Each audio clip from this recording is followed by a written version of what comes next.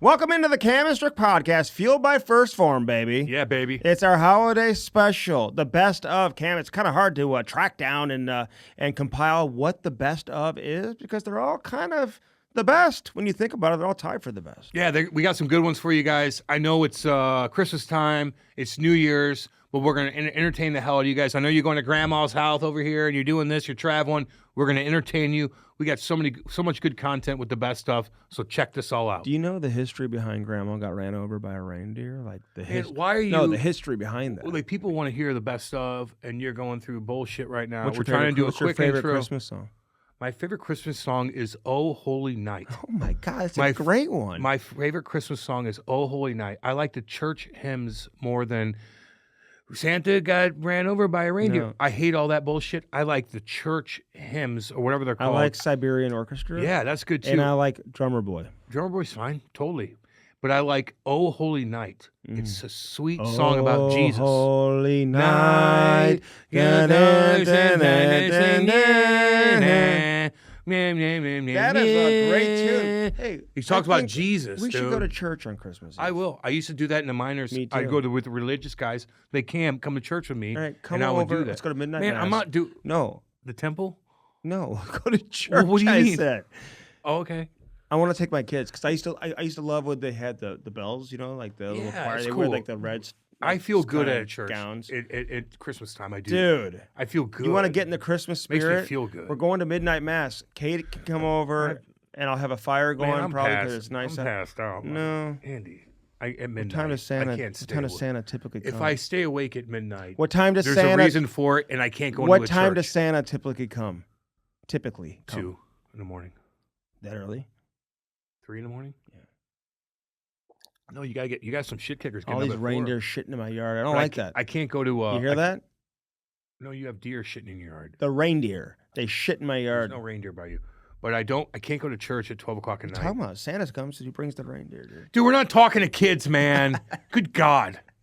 Yes, they are. Jesus Christ. They no, are. like if your kids are listening to this and you're in a car with them, like they can't if they still believe in Santa, they're too young What's listening. the age requirement? I said 14, motherfuckers. 14. And if your kid's 14 and he believes in Santa, you got your own issues. It's okay if you do. No, I still it's believe. not I okay. still believe in Santa. It's not okay if your kid's 14 years old and he believes in Santa. still believe that in means Santa. he's in a fairy tale fucking land. Hey. If he thinks that it's fucking fairy I was tale. talking to somebody Figure today that out. who blew their nose like very aggressively.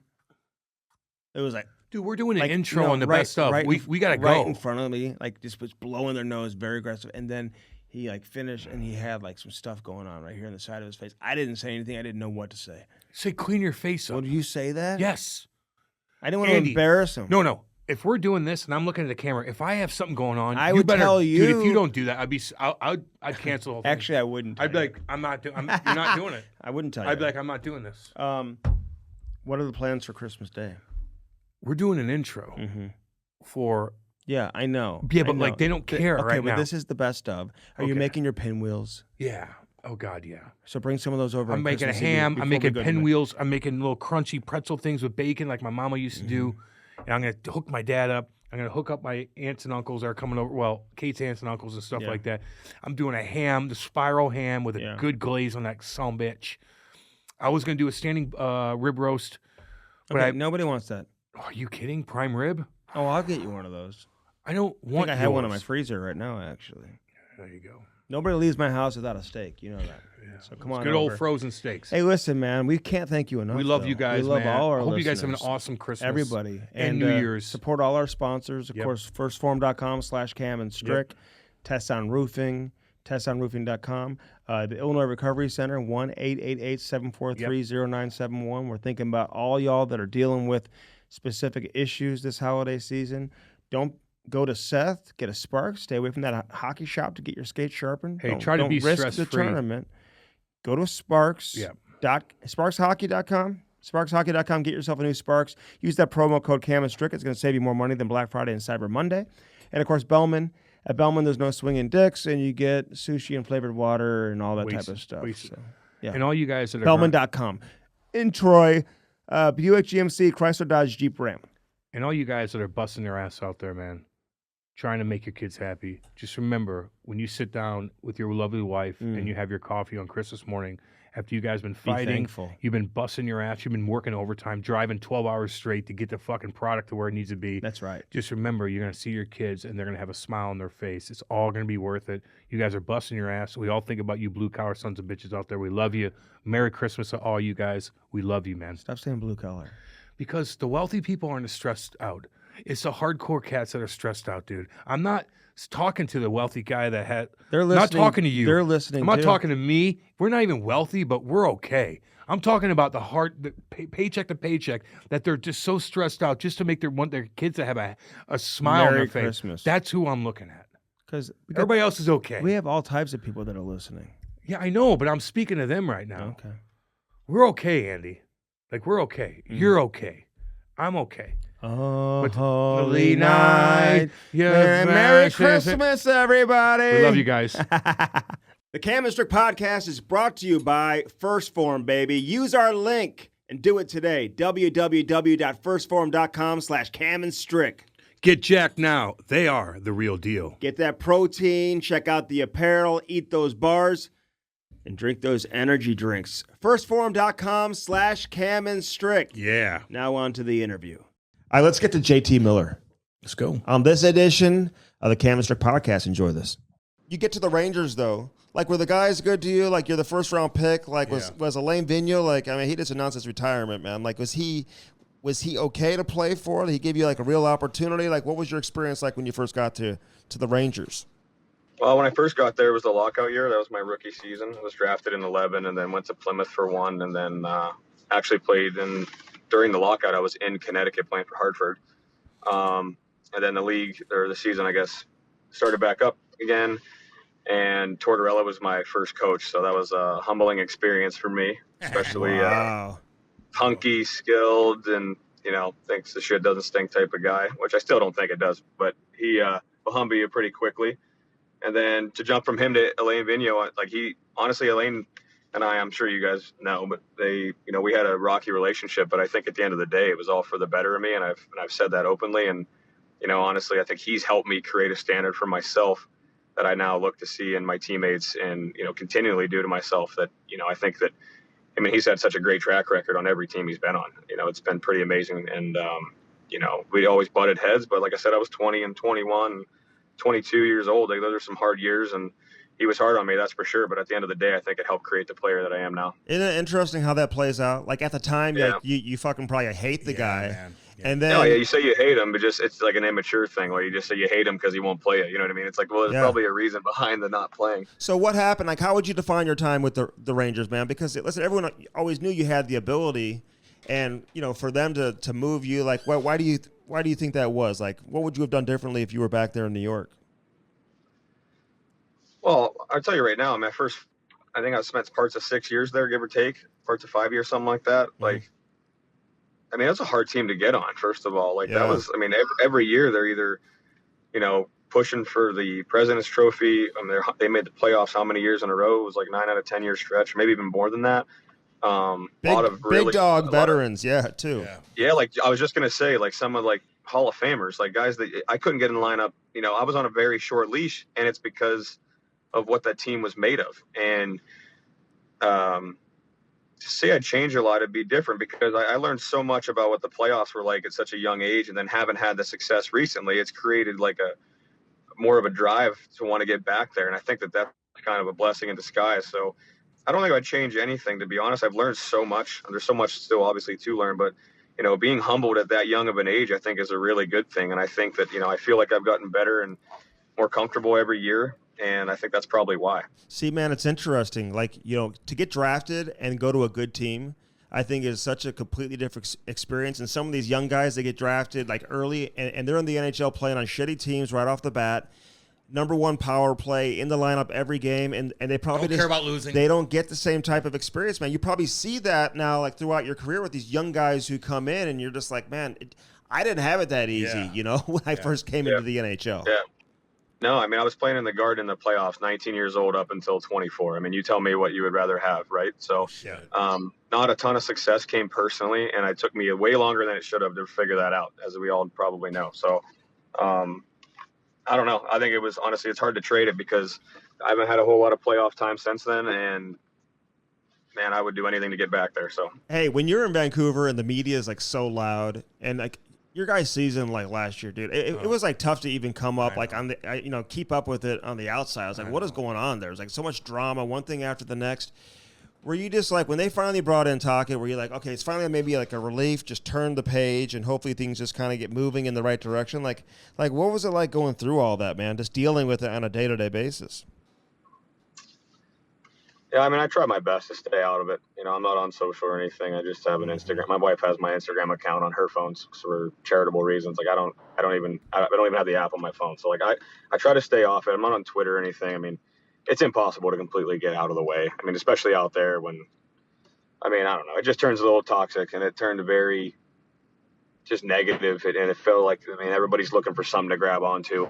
I mean, you could write a book about last season. I mean, about everything from our start to, you know, Travis getting fired 2 years ago, I guess, to Bruce coming in, and then the whole shit show with Bruce at the end of his tenure. I don't even know what to say. It was just so bad, and it's just another season I want to just kind of erase. I mean, I'm glad that I mean, up until the point where Rick, I mean, everything just changed when Rick got there. So, I mean, up until then, I mean, it's amazing how things, I mean, you write one article and then all of a sudden the city believes one thing and then it becomes healthy again. So it's, I don't know.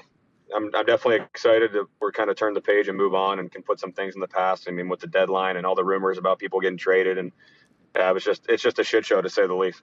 So, okay, when you have that much pressure from the media, has there been any time? And look, if I'm you, like I'm trying to get to know the media as much as I can, kind of somehow kiss their ass, although it's tough to do here and there. But has there been a time where somebody's just fucking writing stories about you or somebody else you're like, that's not fucking true, and like you had to go and talk to him and like kind of like he has to like. You have to address something you don't want to address. You have to address something you don't want to address. Because you were always involved in trade rumors, man. It's always about Pittsburgh, Montreal, all these, and it's like, because they have to do their job. It was never even going to happen, though. That had to be a little crazy. I mean, yeah, there's a couple things on that. Like, they're rumors. So, like, I'm not the guy to get caught up in a rumor. Like, if it came from my agent or my general manager, then it's something. But typically, when that shit happens, the media, I mean, there's a couple of big names in the media that aren't in Vancouver, but like they typically can get onto that. So it's like, I don't get attached to that stuff. And to be honest, I have way too much pride to kiss their ass anyway. And I would tell them that to their face. So I don't know. I would rather actually stir the pot with some of them than have them say something nice about me to this point. I was surprised. I was wondering what you're thinking, man, when Cam was like, I'd kiss their ass. I did. It's not all of them. I just can't stand some of them. And like, honestly, I think they know that I feel that way. So it's not really anything to hide. All good, baby. Yeah. All good. Because Vancouver's people always think Toronto is like the most difficult place to play in. Montreal, like, you think Vancouver's right there with those markets, don't you think? Well, they're making a run for their money right now. That's for sure. I mean, I feel like it's been so much, you know, not a lot of playoff hockey in the last 10 years, right? So I think that there's a reason to be pissed if you're a fan, no question. I mean, they're loyal and they care and they have tons and tons of passion. You know, it reminds me of playing in New York, and it's like I said, I really wouldn't. I would rather have a fan that cared than didn't care. Yeah. I mean, honestly. I mean, I'm not saying I promote the jerseys and stuff on the ice. Like, I spoke on behalf of that before, but it's like, I have a ton of passion myself. So, I mean, I would never fault somebody for yelling, go fuck yourself on the ice because you've been playing like shit. I would never, it is what it is. Yeah. I mean, there's times of the year where things become pressing and annoying, but, you know, in the grand scheme of things, I take the passion over anything because in one day when we are, you know, if it's this year or next or the year after, you know, playing in the playoffs, and all of a sudden that passion is going to be helping us. So I kind of try to look at it that way. Hey, but let me ask you this though, because and everyone knew Tocchet was coming in. Like, I mean, and we talked to Tocchet too. Like, he's been on here. Like, great dude, great guy. Everyone knew he was going there, including Bruce. Like, did you guys feel bad for Bruce, or were you just like waiting to just to turn the page so he could just move on and like, you know, start moving in a different direction? Like, okay, well, when is this finally going to happen? Because they're like chanting his name. It was like the most bizarre situation you've ever seen. He's like crying on the bench, talking to the media. They're chanting his name, yet like Tocchet's in town waiting to take over. And I'm like, maybe it's not that negative, you know? So I'm just curious, like, how you were dealing with that in real time. Listen, I think you guys know I can't like speak on behalf of that to a certain extent. It's all good, baby. All good. But how can you not feel bad? I mean, Bruce is one of the best humans I've had, you know, as a coach behind the bench my whole life. He's just a really great person, and I know that everybody and their mother would tell you guys the same thing. So, when you see somebody that you actually, you really care about, it sucks to see them go through that, and to see him emotional. And like I said, I can't get into too much, but to see him emotional sucked for everybody. So yeah, he'll be okay. It's all yeah, good. He'll be good. He'll be good. Yeah. That's what makes him such a good person. Yeah, he'll be fine. Hey, that's a great answer, though. Yeah, man. But listen, I watch you play, and I see like your offensive ability, your scoring ability, your production, and I feel like maybe people take your intensity, man, like in the wrong direction a little bit. It's like every little thing. It's and you talk to like other goalies, you talk to other players, like the situation with the back of the net when you slam your stick on the net. It's like, no, this is what's going on in that situation, But do you feel like you kind of have to like always defend yourself? Like, why is this becoming a story? Should it be a story? Yeah, I mean, last year was a perfect season for a guy like me to be, played as the villain, right? Like there's. When a lot of, I obviously carry a lot of passion, and the only time that I really let, the thing I care about the most is, being there for my teammates. And when I feel like I'm not doing enough or feel like I'm not providing enough, who's the ones that you feel you let down are your teammates. So when that stuff comes out, it's all a reflection of that. And I understand that there's times and places where it's more appropriate than not. And like the whole goalie and the net thing, honestly, I didn't even think about it twice. And I spoke with the goalie coach and the head coach, and I apologized to Delia. Was it Delia in that? Yeah. Delia, right? And it was like I'm like Delia. I'm sorry if I made you look bad or anybody look bad, but I'm not trying to make anybody look bad. I was like, to be honest, I was a little more disappointed. We didn't have a plan. Like I had full possession behind the net, and we couldn't get our fucking guy on the ice. Like that's what I was pissed about. Like I don't look at it as I hate Colin Delia. Like I looked at it as like, can we get another guy on the ice because we have like 30 seconds left in the exactly. game? JT, who gives a fuck? Hey, I don't. And I told the media that the next day. I said, I'm trying to win the game. Exactly. And I'm like, when we got 5 instead of, like, I shouldn't have to explain myself. But, like, I mean, you put it in a good spot. I feel like I'm constantly trying to explain myself. Listen, there's enough people that understand me that I get pretty good sleep at night. So, JT, listen, man. Like, you know what I would care about if you didn't give a fuck? Sometimes you got to yell at your goddamn teammates, dude. Like get off the ice. Get the fuck off the ice. I got to take care of business, dude. Jeez Louise. Honestly, he probably just saved me an end-to-end turnover right in the back of my net anyway. So it's all good, man. I get you, though. Man. Yeah. It's all good. I know. And even like you and Luke Shen are talking on and Braden Shen plays here. He's like, listen, I don't think it was that big of a deal. Like, and people are making a big deal out of this. So it's insane. And you know what's so funny is there's a video on it, and it says Luke Shen calling out JT Miller. And if you want to know the deal, I was motherfucking Luke we weren't communicating at our own end enough. That's all it was about. It's like, I'm like, hey, we got to talk louder out here. And it was like we got absolutely waxed that whole period. And it was like JT calling, or him calling me out. And we were good 10 minutes later. Me and Luke talked, not even, we went in the locker room and we talked it out. I mean, it's just, like I said, you're in the heat of the moment. People that carry a higher passionate level, and like nobody else, there's no two people that are the same, but once again, just another scenario where I'm explaining that I'm not that bad of a guy. All right, that was JT Miller, baby. I'm making steaks tonight, by the way. Oh yeah, what kind? The non-meat kind? Marble steaks? Well, they got a lot of marbling in them. All right, Matty Tkachuk, you talk about a shit kicker. Yeah. So much to get into with Matty. Enjoy it. Matty Tkachuk on the Cam and Strick Podcast. But like your status as a player, and your recognizability, all of that, it's just gone crazy. Even though you were playing in like a big time market, like Canadian market, where I'm sure like people notice you everywhere. When you're walking around Florida, like people know who you are. They stop you. Those Cougars know are they like Matthew? You want to come rollerblading with us? I would say the best way I've explained it is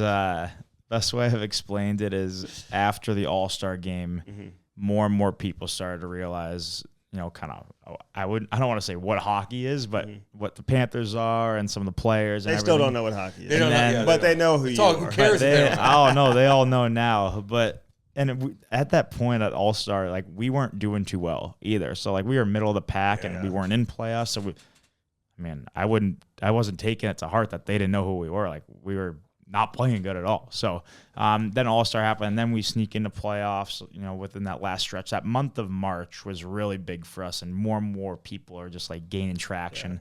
Yeah. And the fan support was insane. And then we get into playoffs, and then we're playing Boston. So it doesn't matter how great our fans are. They're unbelievable. But half the rink is Boston fans. So, we have that. And then the fans are into it, with their fans and passionate. And then we beat them. And then the Leafs are in town. It's the same thing. And so I think the teams we played almost gathered more fans from people in Florida because they're like, screw these Boston and Toronto people. Like they're not coming and taking over our city during this. So, and then by the time we got to, through Toronto, we had all the support you could imagine. Yeah, it was incredible. Who's the best team you guys played in the playoffs? Outside of Vegas. No, it was Vegas. Vegas was the best, and they were clearly a step above us, which it obviously hurts. You can use every excuse where we weren't healthy, they were healthier, but that's a bunch of bullshit. Like we got outplayed, and even though we had such a great run and we were so close, we're still, there was a team out there that was better than us. So that's we have a long break too, man. And we have a lot of work to do to get hopefully back there and finish the job this time. But Boston and Vegas were very similar. They were the two that were a step above. Boston though, like at the beginning, where being in a locker room and like this, like kind of like your mindset going in was like fuck the world, let's go. There wasn't. I said it after we beat them, but there's nobody in the world that thought we were beating them except for the boys. Like, fuck it, let's do it. What made you believe though? Like, did you guys? Because I don't even know how the head-to-head matchups went during the season and whatever. You really felt like you guys were good enough to beat them. Yeah. Yes, we were. We got Benny back. So I'll just give you the whole story as fast as I can. So we play them 4 times during the regular season, twice in Boston, and we get smacked. The one time, I guess it wasn't 2, but we got smacked. Yeah. 2 times we played them in Florida, we beat them pretty good. And like the one time we tied it up late, but we actually played good. Like we deserved to win those games. So the way I look at it going to playoffs is they have home ice, they have all the pressure in the world on them. Like we have a better chance than we even think right now. All we have to do is win 1 game in Boston at one point this series. And I think winning that game 2, which tied up the series, gave us so much confidence that it doesn't matter if they come down to Florida and they beat us up good in games 3 and 4. But even going back to Boston, we're like, guys, we just won here. We're down 3-1 now. Like nobody thought we were winning a game. So I remember we're flying back to Boston. Guys are down. We're down 3-1, but there's still life. And the message was make them come back down to Florida. If they beat us down in Florida, whatever. Make them come back because they don't want to come back. Yeah. And the second we won Game 5, you could see it on everybody's face. We knew we were winning it all. We were winning that series. So it was like you can't describe feelings like that. Yeah. And this happens. And just like the way Game 6 went, like Boston held leads. They never gave up a lead, and we did it like 3 or 4 times in 2 games. What were you thinking though? Game 5 when Marchand's on a breakaway though at the end of the game. God. Yeah, he could have called series. Like he had the game on the puck on his stick at the buzzer. Even before that, like we're going out there with 3 minutes left, I think it was, and it's loud. The rink was pretty loud at that point in the series. Game 5 was loud. Game 7 was not loud, but Game 5 was very loud there. So. It's hard to hear and stuff. I just jump over thinking I'm up, and it was Stalzy's line. So we get a delay or too many men, and it's all my fault. All my fault. Nobody else really knew what was happening. They're like, what just happened? And I was like almost like the horrible my fault. And there was 3 minutes left, and their power play was lights out at this point in the series. And even then, I was like, we're killing this off. Like I'm not worried about it. And then same thing with Marchand breakaway. I'm like, Bob's feeling it right now. Like he this is his first game he started, and I don't know how many weeks, but he's gonna make the save. And it was just that feeling, like it was like that Cinderella story almost, where you just knew didn't matter how it was gonna go, you were gonna get it done. So yeah, that was. I'll have memories from that series for the rest of my life. The whole run, man. The whole run. And the one thing that we were preaching before that series, mainly. Paul and the rest of the players, like we probably won't have as an organization a tougher series for the rest of our careers than that. So like we got through that. That is like it's almost like it's like a legacy game for the guys and like the organization, like that we were able to conquer something like that we can bring on for the core of guys is still there. So we can bring that experience. Yeah. Even though, soul now, even though the Vegas one hurt so much, like we can bring what led to that and hopefully start off the year strong and keep it going. Yeah. Once you break through, man, anything can happen. Yeah, it's amazing too. Like, it sounds so stupid, but you win a series, the teams are down half just like that, and then you win another one, and then there's 4 teams left, and everybody's watching you every night. Yeah. It's there's nothing like playoff hockey. I haven't had the, I guess until this year, the team, or I guess really individual success, but when your team's on a roll like that, like, the whole world's watching, and it's Let's really go, cool. baby. Yeah. When your dad goes on Carlo's radio show and like makes that, I talked to him that day. He's like, "You think this is gonna blow up or whatever?" I'm like, no, it'll probably just blow over. I don't think it'll blow up. And then all of a sudden, dude, it's everywhere, and everyone's promoting it and tweeting it out and stuff like that. And then you got Paul the next game, like, just going crazy on the bench. And so I think honestly, I think it did have an impact on the team. I don't know. I agree just with think you, that. Andy. I just think that. I mean, I don't want to say I do or I don't think so, because I don't know what guys. But at the end of the day, like, you're with social media now, like, you see if you have these things and you go on it for some reason, like, it's popping up. So, like, there's no way a player's on their phone on Instagram or Twitter and doesn't see it. It was impossible. What'd your teammates say? They were like, they all know who your dad is. yeah, right? and then, like, it was nothing bad. It was like, I mean, when I saw that, I was like, come on, like, Dad, like, what are you doing? Were Like, you this- pissed? I was more pissed because I wasn't pissed at him or at, the radio show or anything. Like, it's just, we're at an important stretch. Like, we don't need to be worrying about that. Like, maybe he had a point and we weren't playing. I know at that point we were He not was playing staying at good, Brady's and we were house not when he was doing this, right? Weren't you guys playing in Ottawa? We just played Ottawa, so then well, that's why it's crazier too, is because then, like, we're in this race, and there's a few weeks left, and then we're in Toronto, and how Toronto everything just blows up. So I think it was way more crazy because of the market we were in, like the time and the place, but like we knew in the locker room, like, we were playing awful. We were like really like we had a chance to make playoffs, and then we lose 4 in a row at an important time, and like we're losing them like badly, like not playing hard, not playing. So I mean, the players are feeling the same way. Like, we got to fix this. So I think that it was just one of those things that maybe, and then to Paul's point, like, or to your point about Paul freaking out, like, I'm sure Paul felt very similar too. And then, like, Yeah, dude. that's when he, during that game against Toronto, like, we're on our last life and we're playing like that to start the game. And he's just like, I've been good all year, boy. Like, screw you guys now, sort of thing. And then I think that was, that game was our turning point. We won it in overtime and then won like 6 out of 7 to make it, or 7 of 8. So, and then Chicago beats Pittsburgh. yeah. Oh my God. Dude, were you guys watching that? We were. Oh my God. We were, and we just played Toronto, and we either needed, if Chicago beat Pittsburgh, our game didn't matter at the end, and we were playing Carolina. I don't know. Everyone makes a big deal about that game. Like, if we had to win that game against Carolina, like, there was no chance we were losing it at the end. So you guys still could have made it if Pittsburgh beat Chicago? Yeah, if Pittsburgh beat Chicago, all we had to do was beat Carolina, and then we were in. So. Okay. Well, Nobody talks about that. Yeah, but anymore, Carolina, though, was pretty damn. We beat them 4 I'm times. just saying. Yeah, we were beating Yeah, but them you that put game. yourself Hey, in a no. jam. Rob Brindamore said they didn't lose, though. Yeah, they didn't lose. Yeah, They They didn't lose the series. How's your body, man?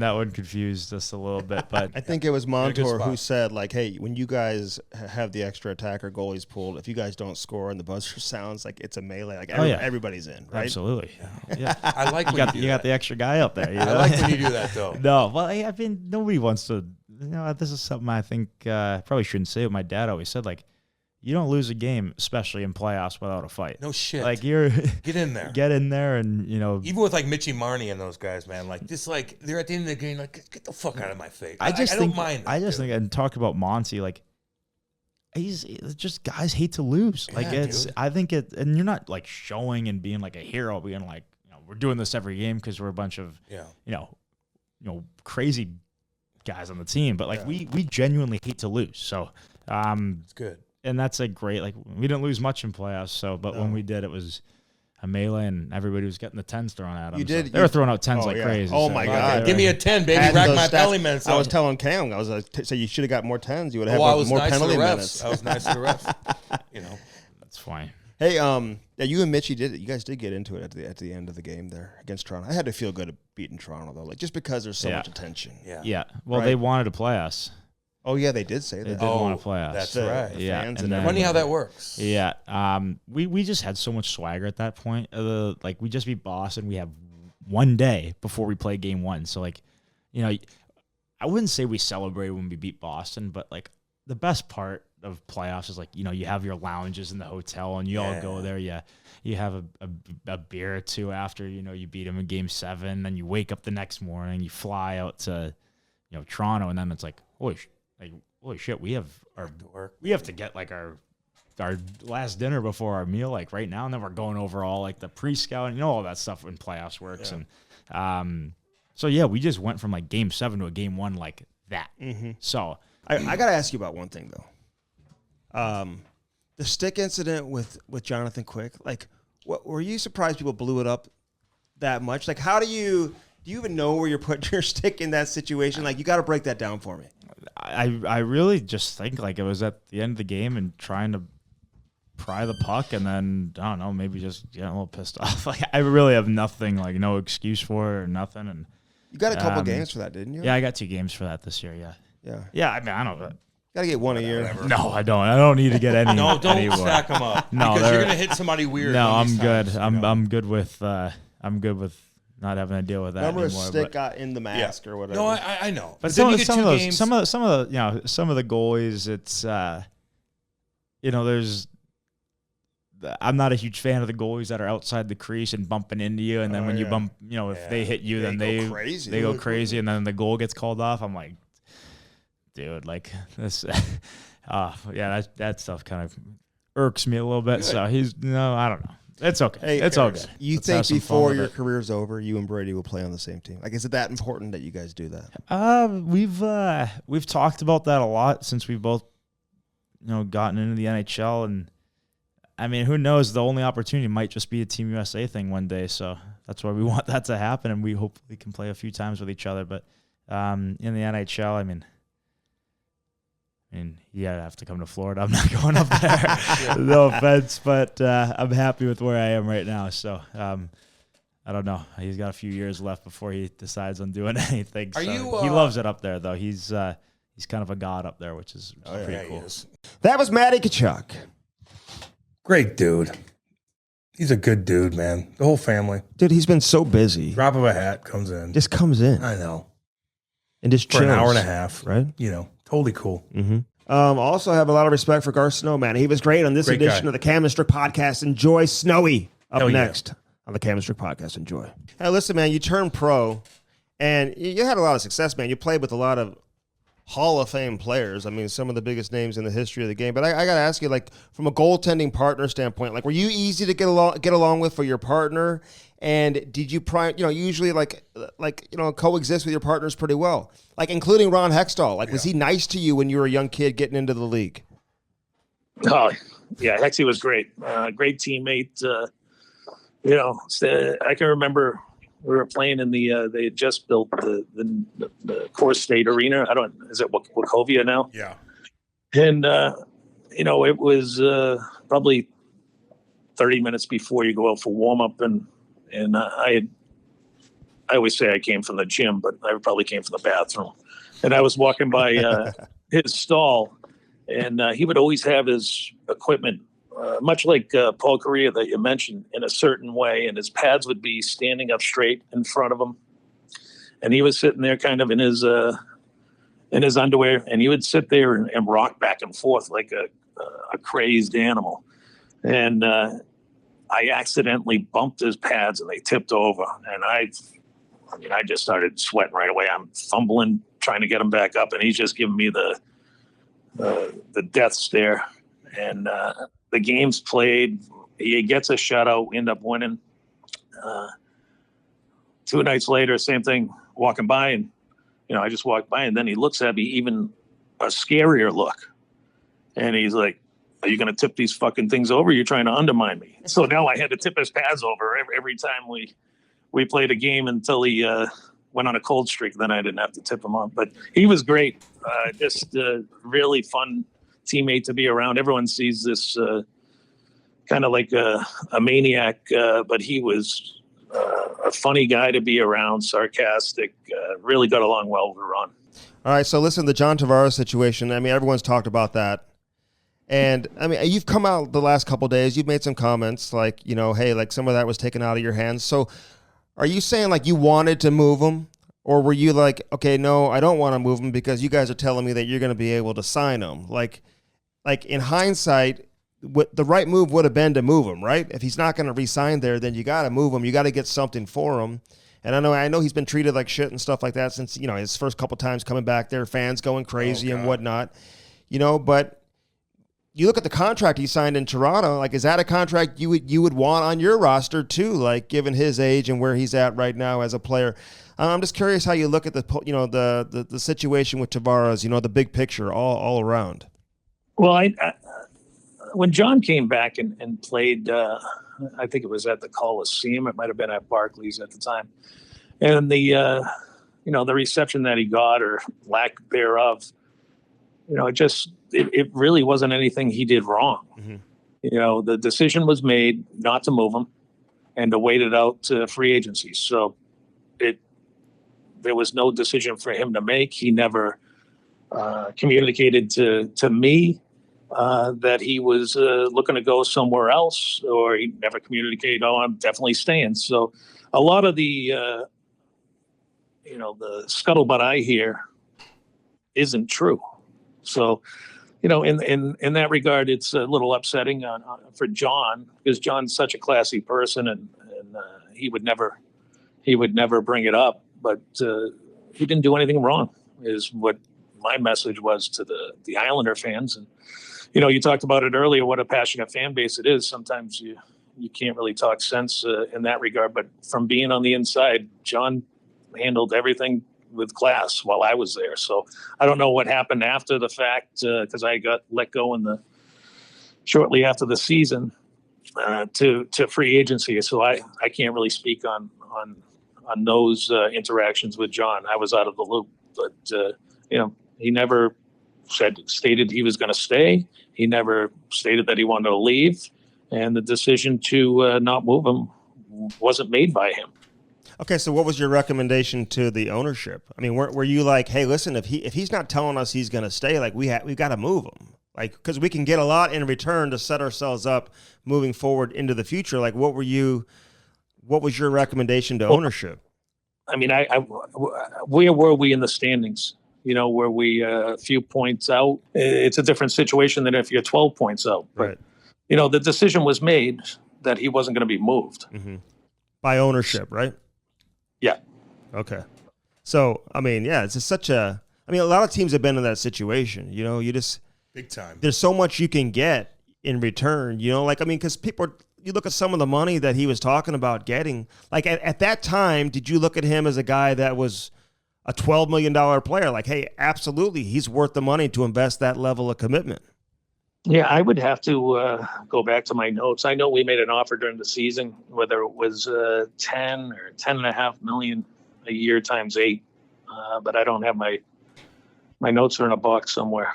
See, my feeling would have been like, hey, listen, if you're not taking this, like, you got to know, right? Like if you're in that situation again, Garth, would you handle it any differently? Like, how do you look at those situations in general? Star players.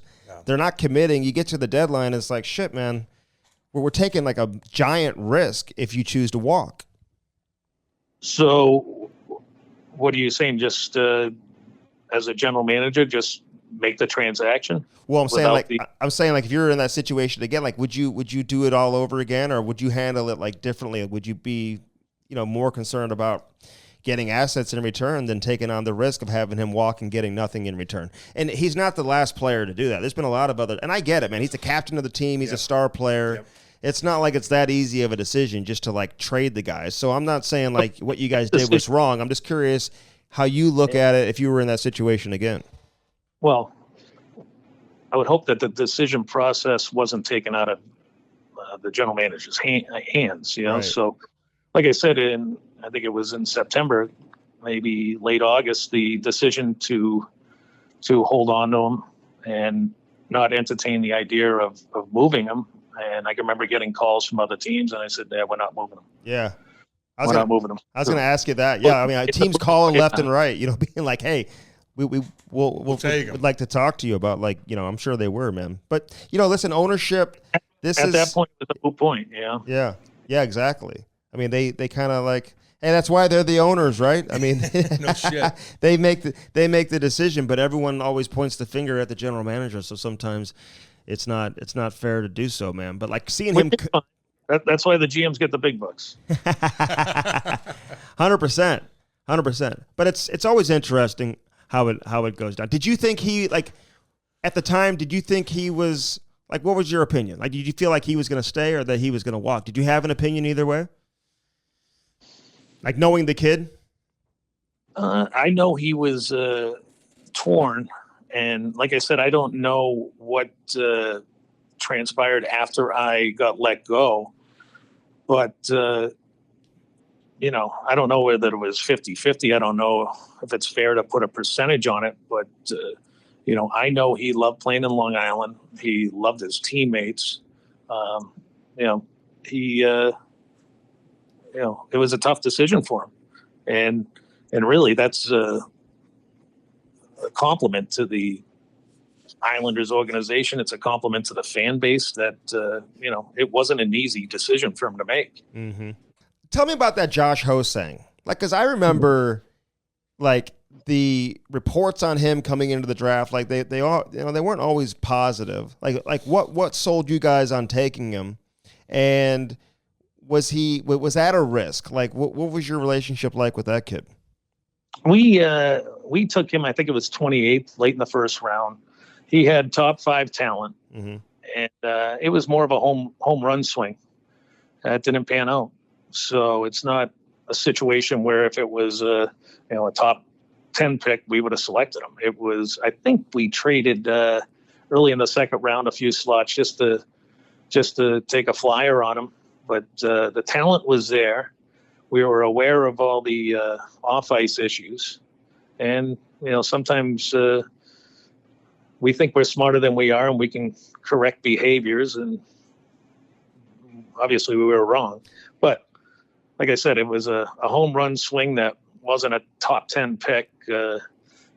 I just thought it was worth the risk at the time. Hey, man, and sometimes you do that. That's what happens when you're drafting 18-year-old kids. Yep. These aren't 25-year-old finished products. Yep. But when did you know? Did you know right away, like, or pretty soon after you drafted them, that, like, okay, this probably wasn't the best decision? I knew day one at training camp when he showed up late, and I made him run every stair in the Coliseum and sent him back to the junior team.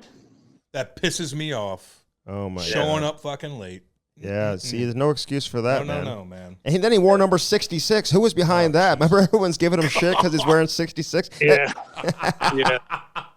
That's you know what? I never even really – I always knew 99, but I never really gave it much thought. A lot of these kids coming in that aren't going to make the team, they get the high numbers. Mm-hmm. It's something probably we should have changed a couple of years later when he came out of junior and turned pro. All right, that was Garth Snow, Cam.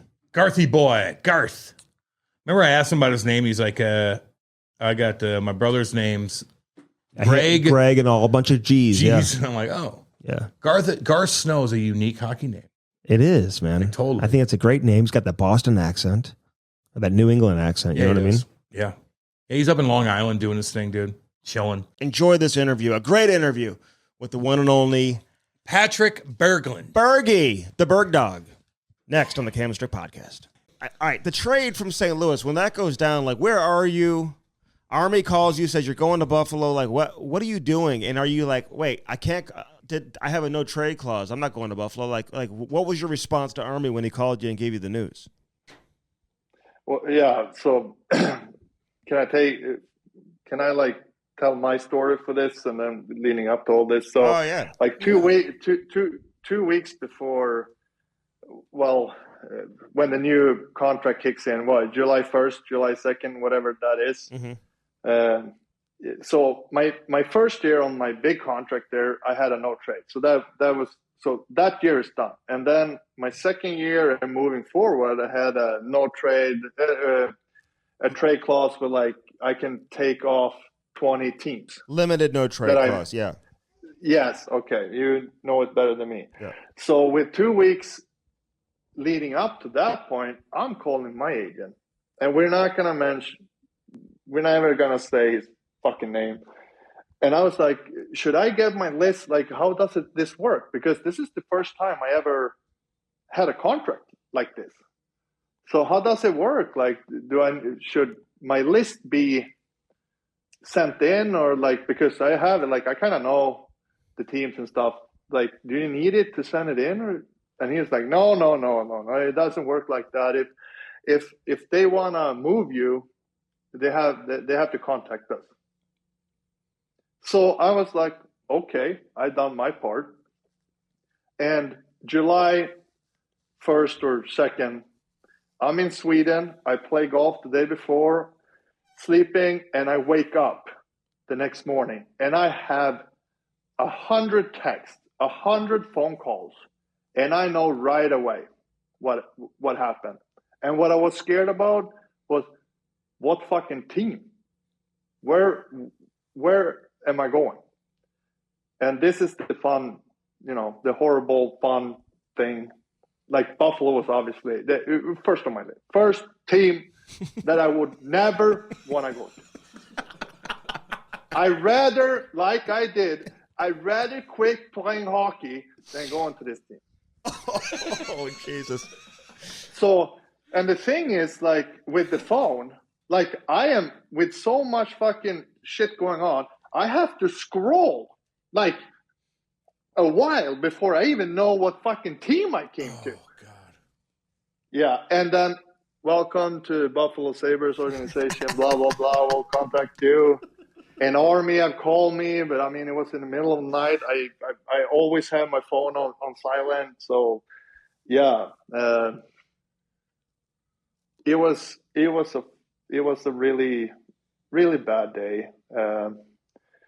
So that's that. So moving forward, so I decided, like, to pick myself up, obviously, and like, well, you got to go there. Maybe it's, awesome, and, you get along with everybody, and you have maybe, play better or get a better role or whatever. And, right when I got there, because every time we fly in there, no one leaves the hotel.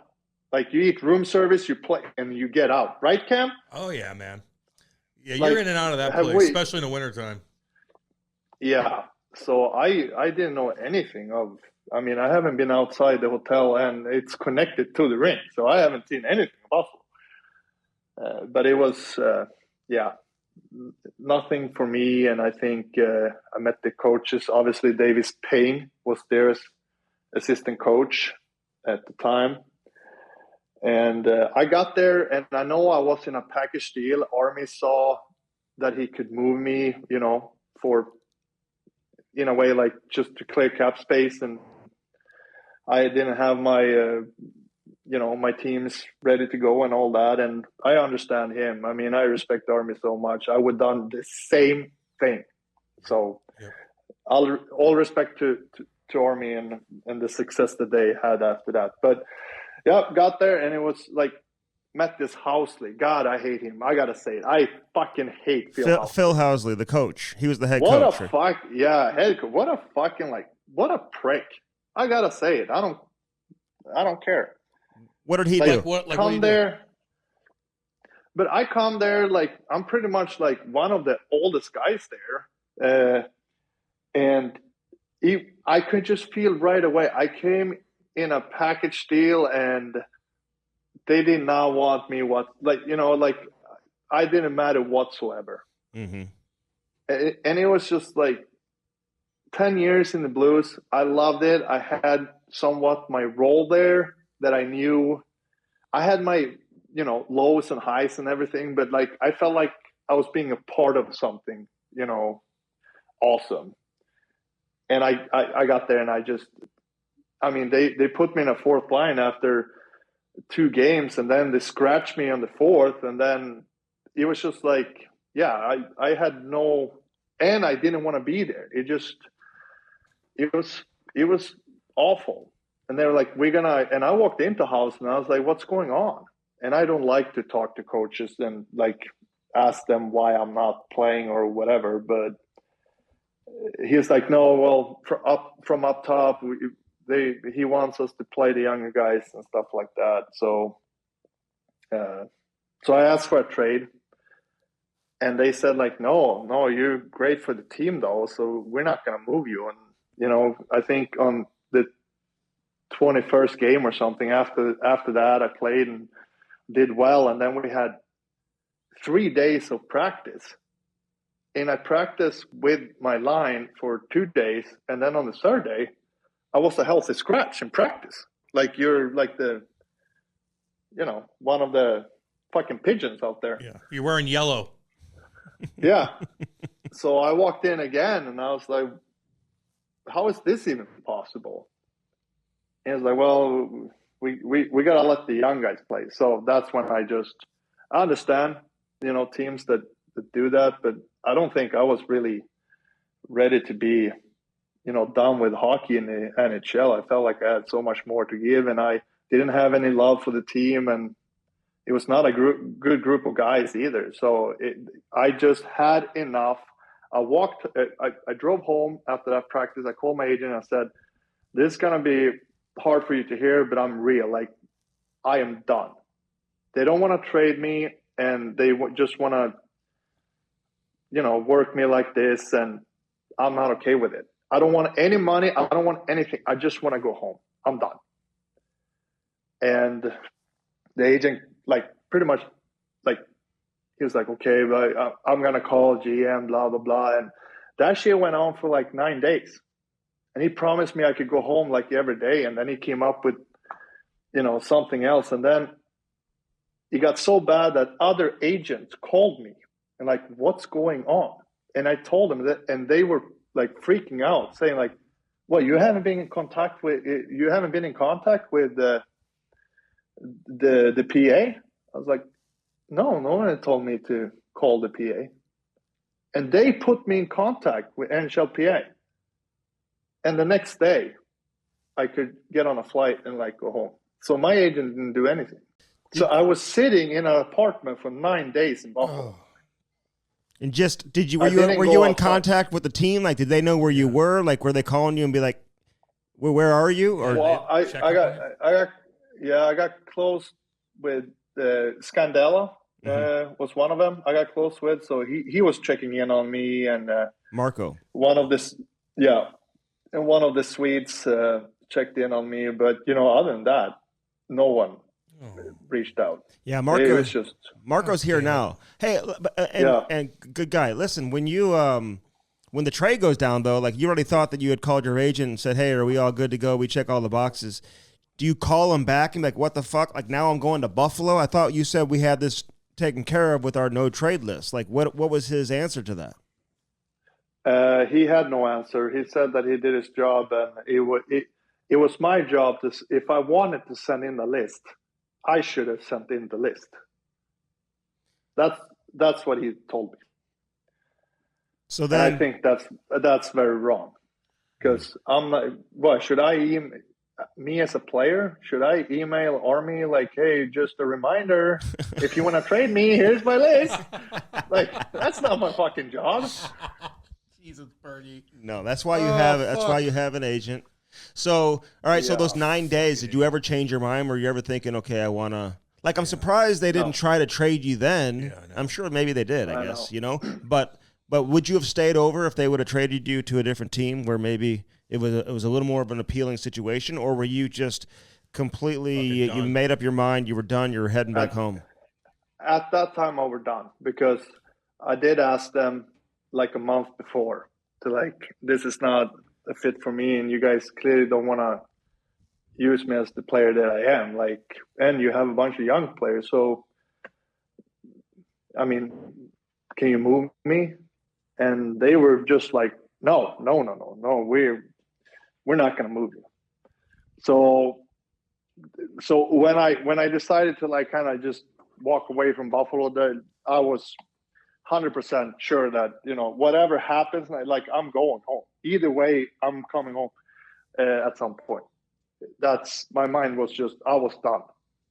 I was completely checked out at that time. Did you ever regret it or no? My decision to leave Buffalo, no, absolutely not. That's something. Do I want those? What it was, 11, 14 million? Yes, Yeah, I it's would like- love to have those cash in my bank, but the decision and everything, hell no. That's the best thing I could do, because if I would have stayed there, because I already started. I'm gonna be honest with you. I already started to spiral a little bit. Yeah. I did more drinking by myself at home. I was not, I was not in a good place.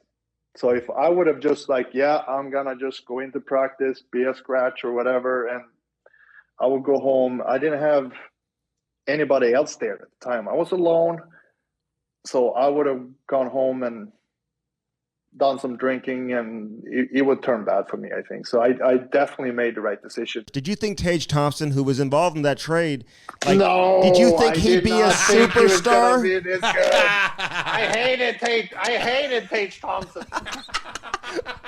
How come? Come on, we can be honest. Come on, Oh, of Andy. course. What do you Man. expect? Come Yeah, on. of course. Why'd you hate him? He came into the Blues too, and obviously didn't really make the team, and he was just kind of a little arrogant.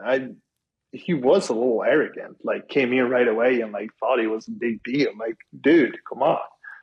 And then he didn't make the team. He came in a couple of times here and there, and then we went on the package deal to Buffalo, and I met him in Buffalo, and he walked around like he was a big deal again. I was like, God damn it! And now he is. Yeah. Can you tell me how you get this confident? Because in a lot, I need it too. What do you do? But yeah, it's been crazy. All my buddies too have been texting me this whole his whole year. What is up with this guy? I was like, I have no idea. He's been eating something. It's confidence, Shit. man. No, yeah. Highlight real goals on a daily basis. Oh my God, he's crazy. unreal. That Jesus guy. Christ. Who gives a shit, Bergie? You're golfing all fucking day, kicking your feet up. It's all good, man. Yeah, Cam. Hey, Cam. Like I said, I have no hard feelings for anyone anymore. I'm all good. I feel like I pretty much grew up in St. Louis. I came there as a young 19-year-old, could barely speak English, and to the guy I am, St. Louis kind of made me grow up. I'm just. It's Vasteras and it's St. Louis, and it will always be, it will always be. All right, that was Patrick Berglund. Very outspoken, very honest, Cam. Yeah. Very candid. Big time. Conversation.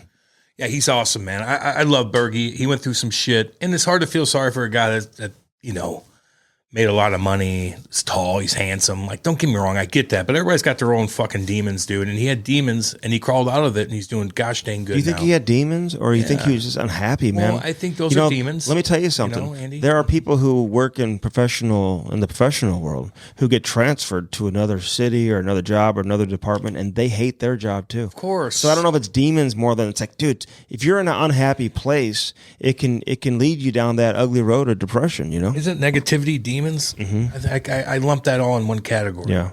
We got to get to Bruce Cassidy, man. Butchie, enjoy this conversation. Awesome conversation. Damn right. Butchie. Badass. Right now on the Cam and Strick Podcast. Enjoy, everybody. Listen, we've had Claude Julien on with us, and different people who have been open and said, hey, listen, you're going to have to grow up. Yeah. Otherwise, I'm sending you back to the American League. He said he had that conversation with them in training camp. Did you ever have to bring him in and be like, listen, cut the shit, man. You're a great player. Just go out there and play and be a great player. Or was your relationship different like that, man? He never really gave you any issues. No, Marshy was he was a real mouthpiece in the American League, much more than to the point where it's almost sometimes a distraction. But no, my moments with him came after with the playoffs against Tampa in 2018. I was up in Boston when he had the licking incident with Ryan Callahan. That was kind of a thing back then in the playoff series, and that's when we sat down, had his family over for dinner.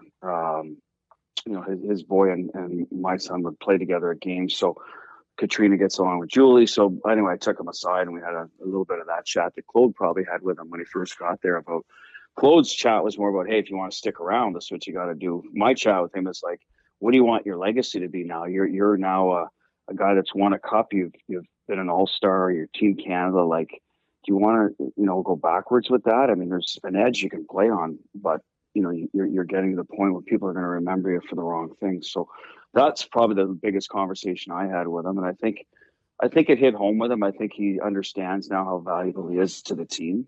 He's still going to do some things because he's an emotional guy, but in Providence, it was more managing his everyday sort of attitude on the bench. Because I got to tell you, from day one, he's the hardest working guy in practice that I've ever seen, like from day one. So you knew he had the work ethic, and he was a student of the game. He'd ask you questions. He always said, Joe Sakic shoots off his off foot than everyone else does. What do you think? I'm like, I didn't even notice that. I'm going to go take a look at it. And he's studying things that, you're kind of like, wow, he's right. It's a difference. So he was always a guy that was driven and focused. It was just, he'd get off the rails a little bit. So that's what happened in Providence. But I think the bigger effect I had him was more in Boston. And to this day, I'll still try to reach out to him here and there and talk to him, because I just, like I said, we hit it off, and he's a guy I spent a lot of time with. When Eichel got rocked by Matthew, like that could have been a game changer. You know what I mean? Like, they got a little bit of momentum from that. It was very bizarre. It was odd the way Eichel kind of toe picked a little bit, and it just was a crunch. Like, what was the mindset on the bench after that? Did you have to bring the guys in like, okay, we're good, stay focused? Like, how was that? Well, it was one of the harder ones I'd seen, and you're right. He just lost his balance and almost, teed it up for Tkachuk to, just stand there and step into him. So, and he got up, and we're worried about Jack's neck, right? Right away, he had that surgery.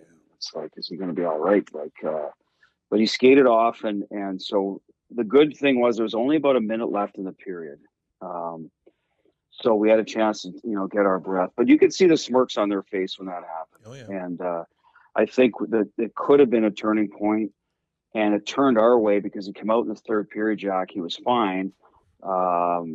Wins a race to a loose puck, beats a guy, throws it to Marchessault in front. We get the next goal after they had just scored. So we still had a good lead, but it showed that, hey, Jack's like, I'm fine. I can take a hit. This is big boy hockey. It's playoffs. I'm ready to go. So it sent as much a message to us that we knew he was ready to play to them, that you're going to have to bring better than that. So I can't speak to, how it affected them, but I assume that it must have a little bit to see a guy bounce back from a hit like that and then continue to dominate. Yeah, there's no doubt, man. And listen, and Jack Eichel, he became one of my favorite players in the league. Like, I always appreciated him coming up with USA Hockey, but you kind of get buried in Buffalo. He kind of had a reputation as a little bit of a whiner. You see how things went when he went back to Buffalo. He's one of those guys that wanted out of there. But for him to be able to establish that two-way game, is something that I don't think anybody saw. So is that a natural part of his game that you knew you could get out of him, or do you feel like you had to instill that in him? Like, how did he react to you kind of pushing him to develop that 200-foot game? Because he keeps doing that, man. I mean, this guy can be one of the best two-way centers in the league if he continues on that path. Yeah, that's all coaching, fellas. You know that. Damn right it is, Butchie. I know it is. Baby. I put it on a tee for you, like when you're playing against that CEO, Yeah, I appreciate that. Yes. We had conversations when we first got together, actually here in the Cape, because he's from this area, about, listen, we're in it together. We're kind of coming in at the same time. There's a lot of talk about Vegas. They missed the playoffs the year before. Like, we're going to either have, success or fail together. So what do you need? And here's what I'm expecting. So, and he'd been around Boston a little bit. He knew the type of teams they were there, that we were going to be, good away from the puck. So we used Bergeron as an example, a bit of how, and even David Krejci. David Krejci is a very good defensive center. He can play away from the puck. So there's a couple of guys that, if you want to be these types of players, this is what the ask is going to be. So, and he bought in right away. There's no maintenance at all with that part of the game. The only area with Jack, he was used to playing more minutes, right? So that was the only area we sort of had. I say, listen, Jack, we're going to be a 4-line team. You're going to have to trust me on this. It's going to work for us in the end. We're better off being that type of team, or trying to be, if you want to go the whole way. So that was really the only area. A couple things here or there, but no, he was low main. He's a good teammate. Guys like him. He's got some personality. I can't say enough good things about him, and I think he will. If he continues and gets some, can be a guy that will be in the Selke discussions. Yeah, man. If his face-off, he can dig in at the end of a game, or if you need him, but that's where he's got to get. Those numbers probably have to improve because people look at that, right? Oh, face-off's got to be a certain amount. And there's some truth to that. So hopefully that's something he takes to heart. I didn't use him a lot on the penalty kill, and he can kill penalties. We tried to build some of our guys that were in the sort of third and fourth line guys into the kill a little more. That's where those minutes I was talking about. But I think he should be in that conversation and should get some votes. Hey, Butchie, that was not a trip, by the way. Bozak on Achari. Oh, Butchie. And I tell Achari that last year when he was here boy. Oh, Butchie. I'm like, that was not a trip. That was yes, not it a was. trip. Yes, it was. It may have been a big time trip, actually. How do you stay composed behind the bench on that one? Butchie, you should have gotten suspended. On that one. I think I might have got fined. I don't know. I can't remember. No, that was the Islanders next year. Yeah, that was the next year. Yeah, that was a tough one. That's life, though. What are you going to do? But, 25 grand. You didn't even say anything really against the Islanders. I was like, what? They gave you 25 grand for that? Come on now. I think I must have been on the hot list or something. Like the next time he says something, we're going to get him. I agreed. I said, what? For that? I should have went on a rant. You should have. Anyway. Moving furniture. I know. Man, hey, let me ask you something. You bring up Willie Karlsson, and you say that he's low maintenance. Like, explain that. And as a coach, dealing with a guy that gives you a lot of production, and he's low maintenance. Like, define that. Okay, so one example. The start of the year, we have Eichel, Stevenson, and Karlsson. They're three good offensive centermen, and I end up playing William Karlsson. I start with, I think it was Marchessault and Stone are up with the other two centermen and Riley Smith and I want to say Phil Kessel. I forget who I put up there at the start of the year. So he's playing with two young guys in Howden and Amadio, right? So we really have 7 proven offensive guys. And the way I shook it out is I put 6 of them as our top 2 lines. So talking to him, I was like, listen, I know you've played with Smith and Marchessault a lot, but I'm just looking for different sort of, formulas here in chemistry. We're going to shuffle some people around. So you're going to have to play with the young guys to start. So I'm going to ask you to make sure you take care of business defensively with that line and sort of grow their game a little bit. And he was like, right away, no problem. I'll play wherever you want. I'm just here to, you know what I mean? Like he wasn't a guy coming in saying, listen, I need one of those 2 wingers. I play with them, most of my time here. I need, it's going to help my game offensively. I'm not happy with my year before. So not a word out of him, just does his job every day. If you get dropped to the second power play unit for someone else, just, goes and plays. So that's what I mean by low mains, guys that you're not always having to find stuff for that maybe is not in the best interest of the team. And there are some of those guys out there you got to look after.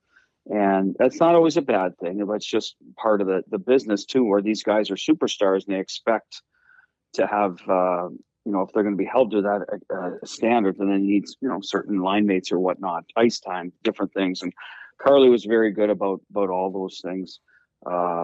And like I said, never said a word, no matter who he played with, just went out and did his job. And he was really good for us against Winnipeg early on. We didn't start great in the playoffs, and he was one of our best players the second half of the year and then going into the Winnipeg series, and then did a fantastic job against McDavid in the Edmonton series, I thought, when we asked him to do that. So those are the things I'm talking about, just doing stuff for the good of the team.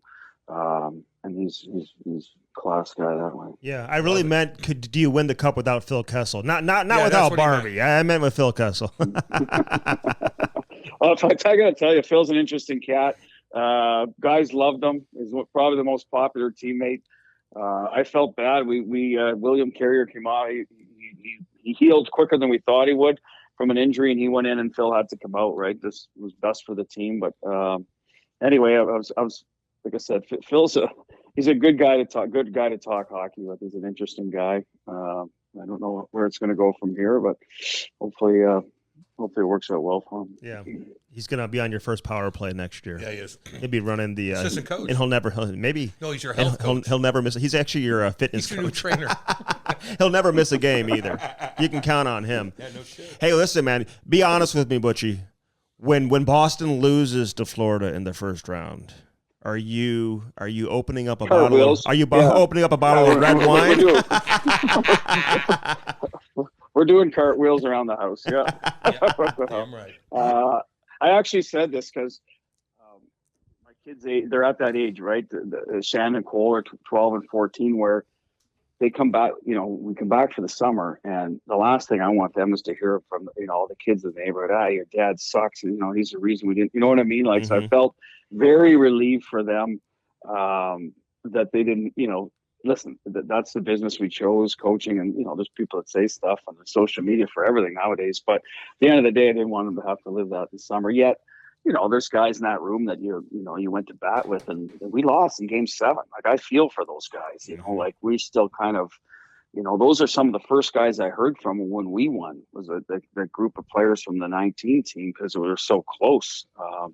So anyway, I felt good, in that regard for them, but bad for some of the guys that, look at Bergie now, right? He's going to retire. He's retiring. So sure to love to go out on top. But anyway, ton of respect for those guys. But yeah, there was a little bit of, you can't help that. Feel a little bit like, I don't know what the right word is, but just relief in my case because of my situation. But we were taking care of business at the same time. So that's your priority all the time anyway. If you take care of business, and maybe you meet in the final, right? That's what everyone kept talking about. All right, that was Butch. Give me the 5 things you take away from that interview. Man. Let's go. That was last week. Hey, where's Darcy Hordichuk at? He's here right now on the Cam and Strick Podcast, baby. Hell yeah. Fueled by First Farm. First Farm. I owe you money. I got to send you money for the dry cleaning bill because I spilled coffee all over your fancy leather jacket that you had on the bus on the way to the rink. Do you remember when the bus hit the biggest pothole in North America and the coffee just went flying all over you? Hey, That was the biggest, I think, pothole I think we've ever hit before. I was laughing when you looked over and you had the look of fear that I was going to get pissed, but that's why I don't wear expensive clothes. I thought you were going to get another instigator penalty with Cam. I thought Cam was going to have to come in and defend me here on this situation. I didn't know what was going to go down. I don't even remember you getting an instigator on me. He did. And I read that in Wikipedia. And when the fuck was that? He got suspended, too. Did you kick my ass? Cam, you don't even know the whole story behind this shit, dude. So I'm obviously getting ready to fight you, and I'm like, okay, I got to get this one out of the way. And you're one of the guys I just want to let sleep, but I'm like, at the same time, I got to try to get this under the belt. Well, it's like, I forget who you ran or what you did that game, but all of a sudden it's like 5:15 in the clock, and I'm like, okay, I got to get him now. And I grab you, and our gloves don't come off till like 4:50 or 4:54. Which you know what that meant back then, right? Inside 5 minutes, yeah. You get the suspension, so and the coach gets fined.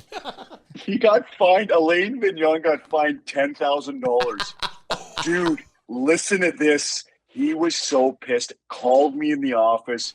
Guess who got to skate in the middle of the ice and do down and back in front of the whole team because I got my coach a $10,000 fine. And of course, he didn't send me to fight. He didn't even know I was going to fight. He didn't even know what I was doing out there. But I'm like, okay, I gotta do this.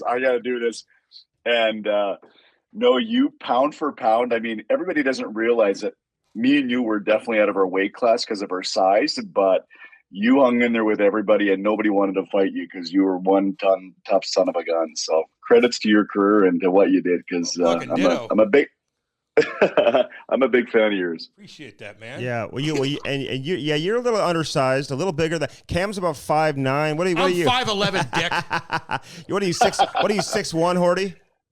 6 feet, but yeah, I think on the stats I said I was 6'1". Okay, listen, he got that pissed off about it though. Jeez. Like, I mean, $10,000. What is he making? Like $2.5 million or something at that stage? I mean, he got that upset about it. Well, for a guy that's probably not producing a lot of points and has no value there, I'm sure that he was pretty pissed. So, yeah, no, I'll never forget that, dude. I got skated and I had to explain that he didn't send me out to fight after the 5 minutes. But yeah, it's one of those things you look back and you're like, ooh, That kind of probably sucked. That didn't put me in a good spot with my coaching staff. That's so funny that you grab them and there's more than 5 minutes left on the clock. But by the time the gloves come off, see, they should have they should have looked at the clock and been like, okay, we're not going to fine them. We're not going to suspend them because the altercation began, above 5 minutes left in the game. But whatever, they got you. Are you kidding me? Are you kidding me? They were looking for every reason to pin me to the cross. Every game, I'd be like, "Okay, boys, if you don't start calling it, this game's going to get out of hand. I'm going to send the message." And they're like, "No, Horty, calm down. Okay. Oh yeah. So anytime they got a chance to, and it didn't help that I got a 10-game suspension for bumping the ref. So I already kind of had a little go. Yeah, which was absolutely a dog shit call, and I still to this day said I didn't mean to do it. I was just getting ready to fight Brashear, and I couldn't sleep for 4 nights, and got scored on that shift, and kind of went after the ref and said there should have been a call, and he stopped, and next thing you know, he did the old pretend I'm going to fall down thing. So my God. It was Donald Fawcett, I believe, right? I have it somewhere in my notes. Mark Fawcett. Yeah. Sorry, the official who you allegedly bumped. Man, I cannot find video of this anywhere. Maybe nobody could. Yeah, nobody. There's could. no nobody video. Could video. So what happened? Video. What's the story with that? Because listen, we've had issues. Our other players on who have had issues with officials and have bumped officials, whether it's Dennis Weidman or something like that. Obviously his is no, his was legit. Yeah, legit. That's different. Legit. Mine was completely just different. Yeah, absolutely. Yeah, dog crap. No, so I'm getting ready to fight Brashear, and I don't know if you guys remember Hanzus, but so I'm kind of at the top of the circle, in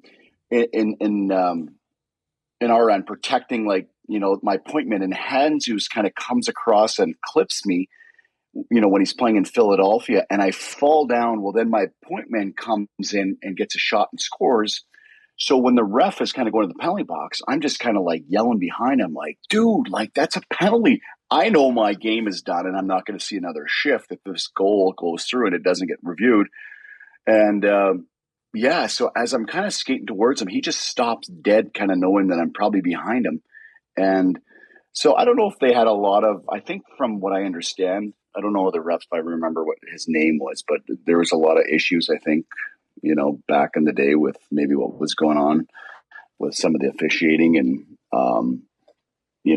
it was just one of those things where they kind of used me as an example. I feel I'm not one of those guys to be aggressive and, to an official. I respect everybody, right? But in that situation, they definitely nailed me to the cross. Yeah, listen, I believe the official on record was Mark Fawcett, because I spent so much time this morning trying to find this video. I couldn't find it anywhere because I wanted to know what happened. But this is 2002, so it's before coming out of the lockout, when all of a sudden you had Brendan Shanahan doing the videos and the player safety and all that. So I would imagine you had a hearing, right? And so you go into the hearing. Yeah.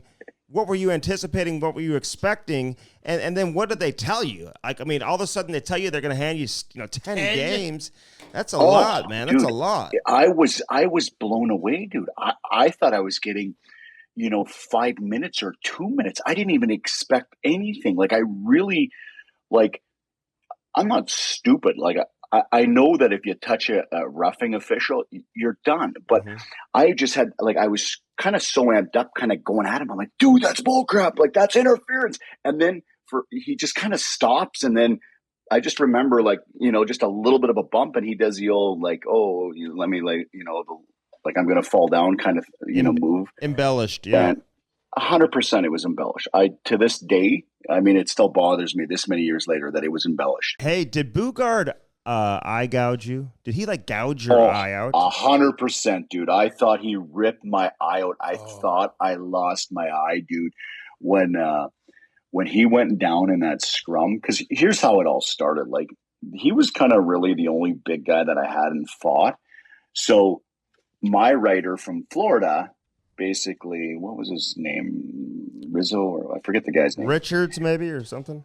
Yeah, something like that. He goes to Minnesota and becomes the writer there. Oh, so Russo. Russo. Yes, Russo. He's like, Tkachuk, how come you haven't fought him? And I'm like, because the guy can't skate. Well, there's no reason. Everything that people would say about me, I started saying about everybody else. I'm like, he can't even get to the puck. And why would I fight him? And if you look at the video, that game, he must have heard my interview, dude. you look at the game, he hammers Kessler, which Yeah, he did. I would have never, ever defended Kessler, but I'm like, okay, he's wearing a Canucks jersey. I have to do this. And next thing you know, boom, like, I have to fight him. So I kind of like just jump him and grab him and just try to, I think I caught him off guard, and I basically like threw a couple and threw him down. And while I'm under the pile, like, I had a scratch like all the way under where he's just trying to rip my eye out. And I'm like, not much you can do about it. It's Derek Boogaard, but anybody else, I would have suckered him right there in the spot. Yeah, dude. You don't like Kessler? Oh, Kessler's a good guy, but I just he wouldn't be my top 10 people to hang out with. Why?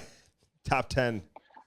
I don't know. Everybody has different personalities, right? Yeah. So I think he was a great player and on his own page, and it was between BX and Burroughs and Mason. I would just go in that direction. Yeah, no, I got you. But I love the way Kessler played the game, though. I'll give it to him. He definitely played the game hard, and he was one of those guys that sacrificed his body and did a lot of good. I think it's pretty intense right now. He's coaching the Caesars kids and all that. Caesars, yeah. All right, that was Darcy Hordichuk here on the Cam and Strick podcast. Hordy. Fuck, was Dude, he tougher he's than cool shit. as shit. Yeah, he was really tough. He says he was undersized, kind of like you. I thought he was bigger than me. A little bit. He looked bigger than me. A little bit, yeah. But he threw down the pipe, dude. Both hands. Knew how to eat. Western boy. Western shit kicker. Back when you really had to, like, it wasn't the OHL. It was like the WHL. We love getting the Hall of Famers on, man. Yeah, no big deal. Love getting the Hall of Famers on. We get the big dicks. He didn't really get treated right by our boy Tommy Dundon. I know. We had Tommy on, too. Tommy's like, and they guess what, though? Sometimes the grass is greener on the other side. Yeah, sometimes He's breaking down that arena and everything that they play in. It's a little different than what they're dealing with in Raleigh, North Carolina, dude. I get that. I mean, technology galore, dude, over there in Seattle. Yeah. And our boy Ronnie Francis doing his thing. With the Seattle Kraken, baby. Our first Seattle Kraken I think we've had on the show. We got a lot of listeners. We've had Eddie O on and stuff like that, but not a whole lot, man. We got a lot of listeners over there in Seattle, so a big shout out to everybody in the Pacific Northwest. Enjoy Ronnie Francis on this edition of the Cam and Strick podcast. The expansion draft. Like, people like tweeting out who's going to be picked next, who's drafted next. It like ruined the whole experience of like watching. Like, are you aware of all of this going on in real time? Like, are people telling you, hey, like all our picks are getting leaked? And did you ever get an answer like how that happened? To be totally honest, it was probably my fault. Trying to be a nice guy, I reached out to certain teams and said, hey, this is who we're taking, sort of giving them a heads up. And then I think it kind of went from there, whether it was the player or the agent or whoever finding out. And then once it got in the hands of the media, it was out there. So, kind of ruined some of the pizzazz. Looking back on it, I'd probably handle it different. Just I was trying to be a nice guy and give them a heads up, and it kind of backfired. But anyways, so be it. It was still a great day. I mean, having that stage set up at Lake Union and the sort of Chamber of Commerce weather that day and all the boats in the background. I think not only the guys that saw that, I think certainly everybody looked at it, thought, hey, this isn't a bad place to maybe go play. And certainly I think with our facilities and the way things have gone here, it's starting to ramp up even more as a place where guys are going to want to play hockey. Take us to the draft table. Like, what were you really like? What was really going through your mind? Like, were you even like thinking this guy was going to be able to fall and be there at number 4, and just watching the whole process play out in Montreal, where all of a sudden this guy isn't taken first overall, and then he's taken, and he gives the Canadians the look, as he goes across the stage. Did you even know that was going on? But like, to walk us through that 30, 45 minutes to an hour of just watching the draft unfold. Were you surprised, or did you think it could possibly go that way? No, we felt there was a possibility that it could go that way. I think for us, we had 2 centers. high on our list.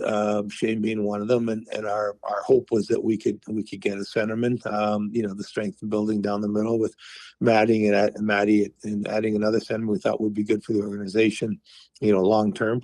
When it happened that Shane was there, that was the player we picked. I do want a lot was made out of the staring incident. I was on the stage with him. He was walking across, and the person pointed down.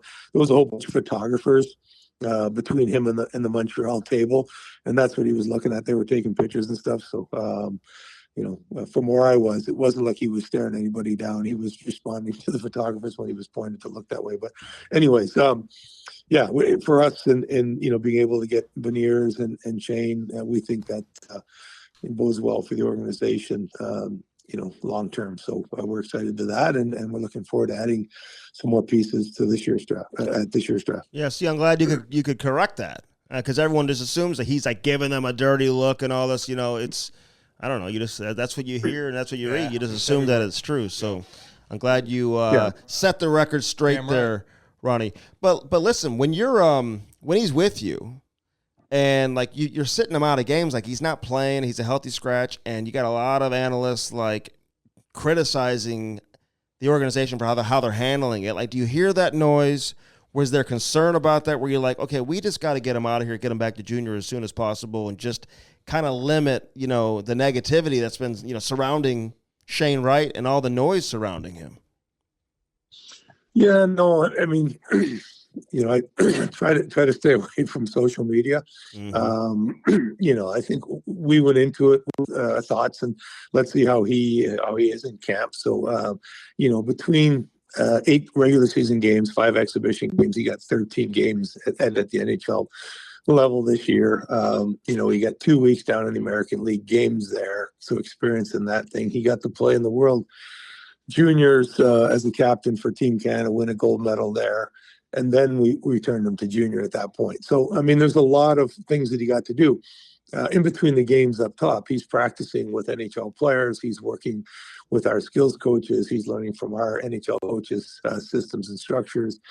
If he's not playing a game, then he's watching a game.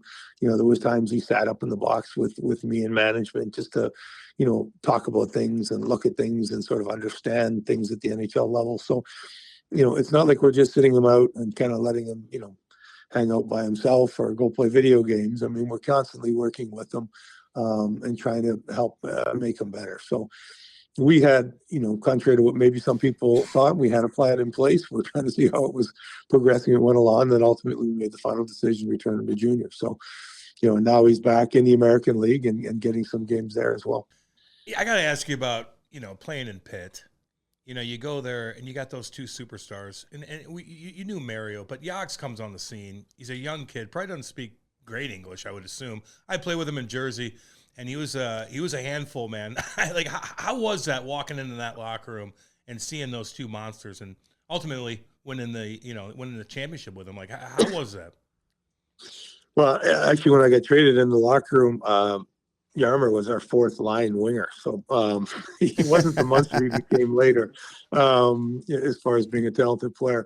It was pretty funny. I tell the story. I walked in and Bob Johnson grabs me day one. He calls me into his office and I say, Bob, what's going on? He goes, well, I just want to have a conversation with you. I said, yeah, Bob, what's up? He goes, well, I just want to let you know, we have this kid here. You may have heard of him. His name is Mario Lemieux. And I said, yes. And he goes, I just want you to, like, he's our number 1 centerman, but that doesn't mean, I said, Bob, I'm fine. I said, I understand that. I'm here to help the team win, and whatever we got to do to be successful, let's go do it. He's like, oh, okay, good. And so, but I'm playing second line center, and my left winger that year was Kevin Stevens, and then Joey Mullen come back off an injury, and Joey was my right winger. So, and we wanted to win the cup. And like I said, Yarmer was our 4th line winger. And then the second year, Craig Patrick made a different deal, and our first line became Kevin Stevens with Mario Lemieux and Rand Hockett. And my line was Yarmer Yager and Joey Mullen with myself. Oh, God. Good so, Lord. It was a talented team. It was fun to be in that team and play with it.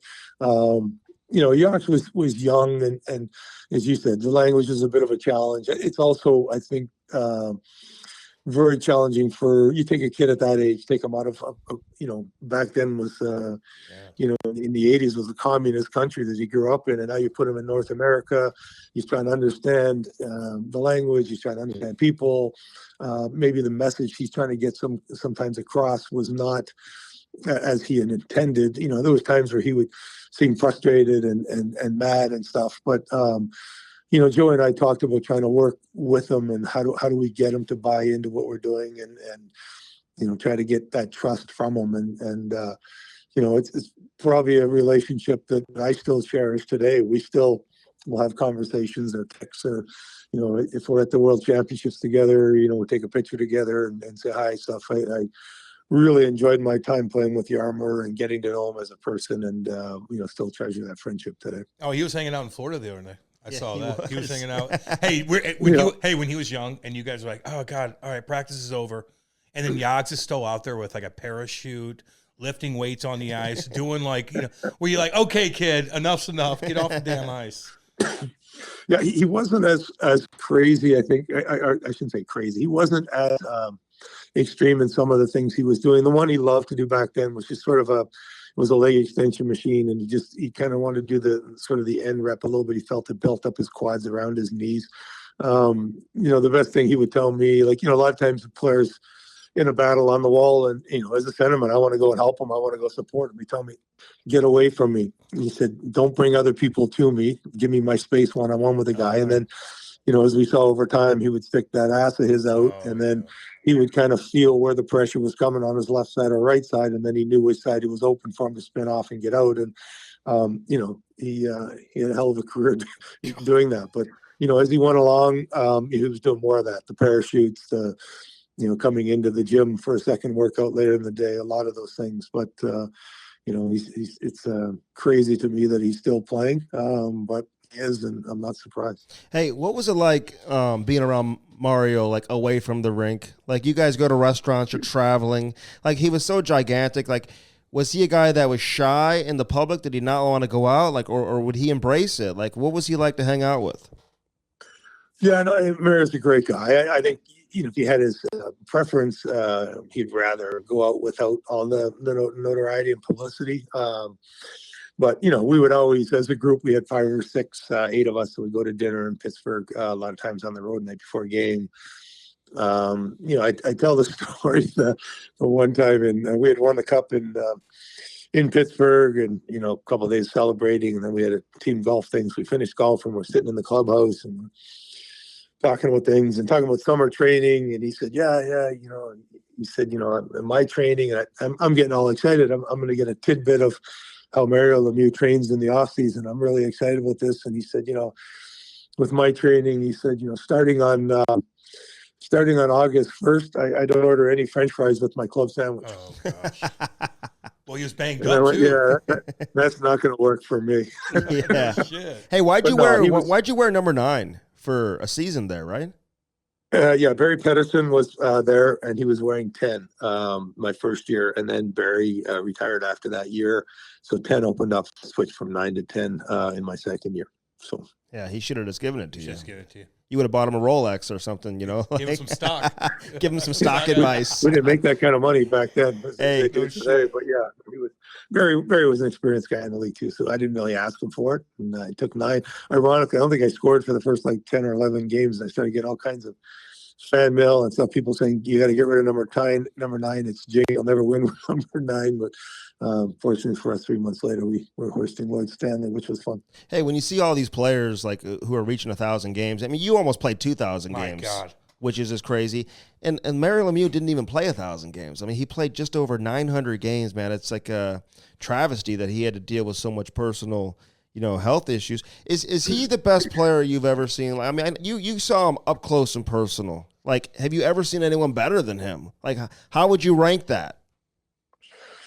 Yeah, I think he and Wayne were both extremely dominant players, but it's interesting to me how different they were. To me, Wayne was, it's almost like it kind of hit a dangling rope, right? He was slippery, he was elusive, he was, smart and skilled.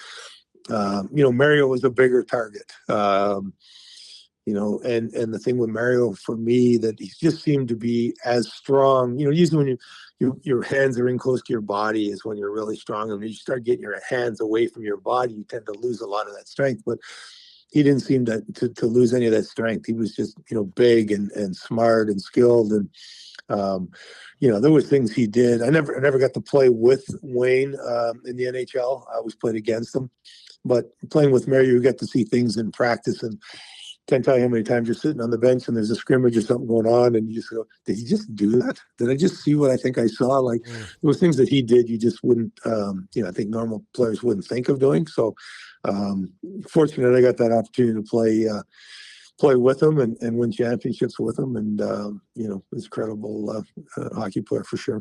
All right, that was Ronnie Francis, Cam. Oh, my God. Great guy. Hall of Famer. He was cool with us. Gave us some time. Super cool. He's just chill. Sometimes you can listen to these guys talk. You can talk to them, and you know exactly like kind of how they operate. Yeah. Under control, composed, poised, how they interact with their players, why players would like them. Like I could see players just being like, "What's up, Ronnie?" You know what I'm saying? Like he just kind of has that rapport. He knows what it's like to be a player. And there's something to be said for that, man. All right, Jody Shelley, man. Great story. Went from playing midget B or high school or some shit to playing over 600 games in the NHL. Pretty dang good, man. What an amazing story. Pretty dang good. He joins us now on the Cam and Strick Podcast, baby. My last year with the Philadelphia Flyers, the goalie drill was a high-low screen, and the high guy wasn't supposed to touch the puck. Of course he did, and I got that puck in the face and knew my face was broken, and I knew my career was going to be done. And other than that, I fought. I got lucky. I didn't. There was a few times where I saw stars from body checks and fights, but nothing where I got completely put out or sick or any of that stuff. So knock on wood, I'm lucky. Got lucky, man. Listen, man, you had a lot of suspensions though too, like which I don't remember all of these. And then all of a sudden I'm like, oh yeah, that really did happen. Like, did any of them, like the McQuaid hit from behind, the Darryl Boyce one, like, is there one that stands out that you feel like you got the raw end of it? Like maybe the suspension was too severe, and is there anything that you really regret with some of these suspensions that you got? Because like I said, man, you had quite a few. Yeah. There was a point early in my career where I didn't mind taking a suspension, just to kind of show that line that I'm a little bit on the edge. But the Quaid one, I regret that one because that was chasing the puck, and I felt terrible that he went into the boards that way and he got hurt. The Boyce one, listen, I explained this to Coley Campbell. It was in preseason. I'll tell you the backstory in this whole thing. Mm-hmm. So the league comes around to every team and explains the new rules, right? Right. So the new rule was checking from behind. It was in boarding. They wanted to really crack down on this, right? So I remember leaving the Flyers video room right ahead of Peter Laviolette, and I looked back at him and I said, they're going to make an example of some idiot. Mm-hmm. And guess who the idiot was? Yeah. Me. So 5 on 5 down low for a big winger. I mean, that's like a tryout in training camp, right? So I got Boyce down low. I'm, first of all, uncomfortable because I just want to keep up with him. And as he spins around with that puck, I crunch him. I mean, unfortunately, it just folded him into the boards. Mm-hmm. And it wasn't my intent. It was just I wanted to make sure he wasn't going to get to the front of the net. So there, I'm big, I'm clumsy, I lean on him. It looks terrible, right? So I get the call from Paul Holmgren, the GM. You're going to get suspended. I don't think it'll be that long. Shanahan calls back like 8 hours later and says, you got 10 games. Oh, 5 preseason. This was not a 10 game. I mean, I'm looking at this hit. Like, it was a bad hit from behind, but I could not believe they gave you 10 games.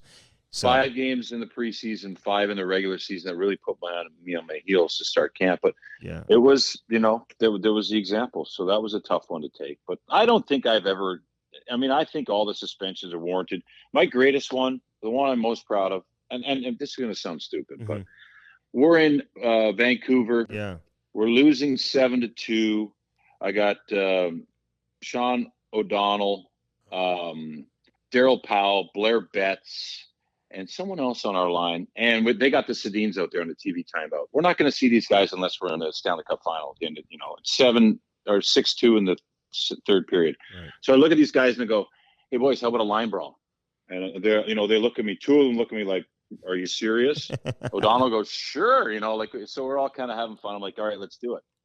So now Vancouver's changed the Sedins off, and they've got I don't know who they got out there, but they got like the fourth line and some defensemen. So puck hits the ice, we win the draw. So the puck goes to the front of the net. Goalie makes a save. I get pushed from behind on the whistle. Now I think automatically, as soon as I get pushed from behind, I in my head think, here we go, chaos ensues, right? So I drop my gloves. My gloves are gone. My sticks are gone. My stick's gone. I grab the first guy and I'm wailing on him. Second guy's coming at me. I pop him on the way and he goes down. Yeah. I turn to get another guy and Blair Betts, my teammate, I look, he still has his gloves on, still has his stick. And he looks me dead in the eye and he goes, "Shells, settle down, man." I look around. I'm the only one participating in the line brawl. Oh, my God. So I got suspended for popping the guy in the way in. It was Andrew Alberts, I believe. Yeah, He's a Alberts, tough kid, exactly. too. Yeah, He'll yeah. fight He's you. a big guy. Yeah. I don't like how they called it. I mean, do you look at that as a sucker? Like, he was kind of facing you, right? I mean, it was like there was a scrum going on. Was that a sucker punch? I got the jump. No, I got the jump on him. I mean, when you're sitting there with your gloves off and someone's hands start coming towards you, it's on, right? Yeah. I mean, it's on. Yeah. That's what I think. But I could have waited another beat, but I was in the middle of my own line brawl. Oh my God! What'd you say to your teammates afterwards? Were you like? I was like, "What the heck? You Jump guys in. Forget about the line brawl." Oh, shit. They're like, "Oh, that was only if the Sedins were on the ice." God almighty. Hey, I got to know the story though. Like, what's the story with Ty Domi and the stick passing it over to your bench? Did he really sign it? Like, what was going on with that? Signed it. So I saw Ty last year. Was it last year we had Max Domi on the team? Yeah. And he came up to you and asked me if I remembered that. I said, "Ty, do I remember it? I got the stick in my basement hanging on the wall." I mean, we're in the middle of a game. And I remember, I think Conan O'Brien was in town or something. And there was some kind of big feel to the game. Like there was something going on where, I don't know, all the suits behind the bench, they can all hear everything you say. And I just remember that little fact because I felt like Ty was putting on a bit of a show. But I went out to him and I said, "Ty, we got to go." And he goes, "Beat it, kid."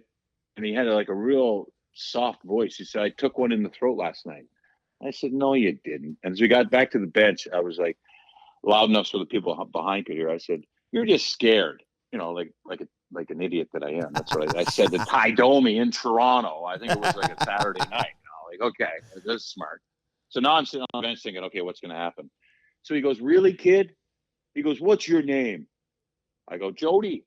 He goes, "Jody, okay." To Jody, best wishes, Ty Domi. Signs his stick, fires it over the glass. And now I'm sitting there and I'm looking around. I'm like, can he do that? Like, what the hell is he doing?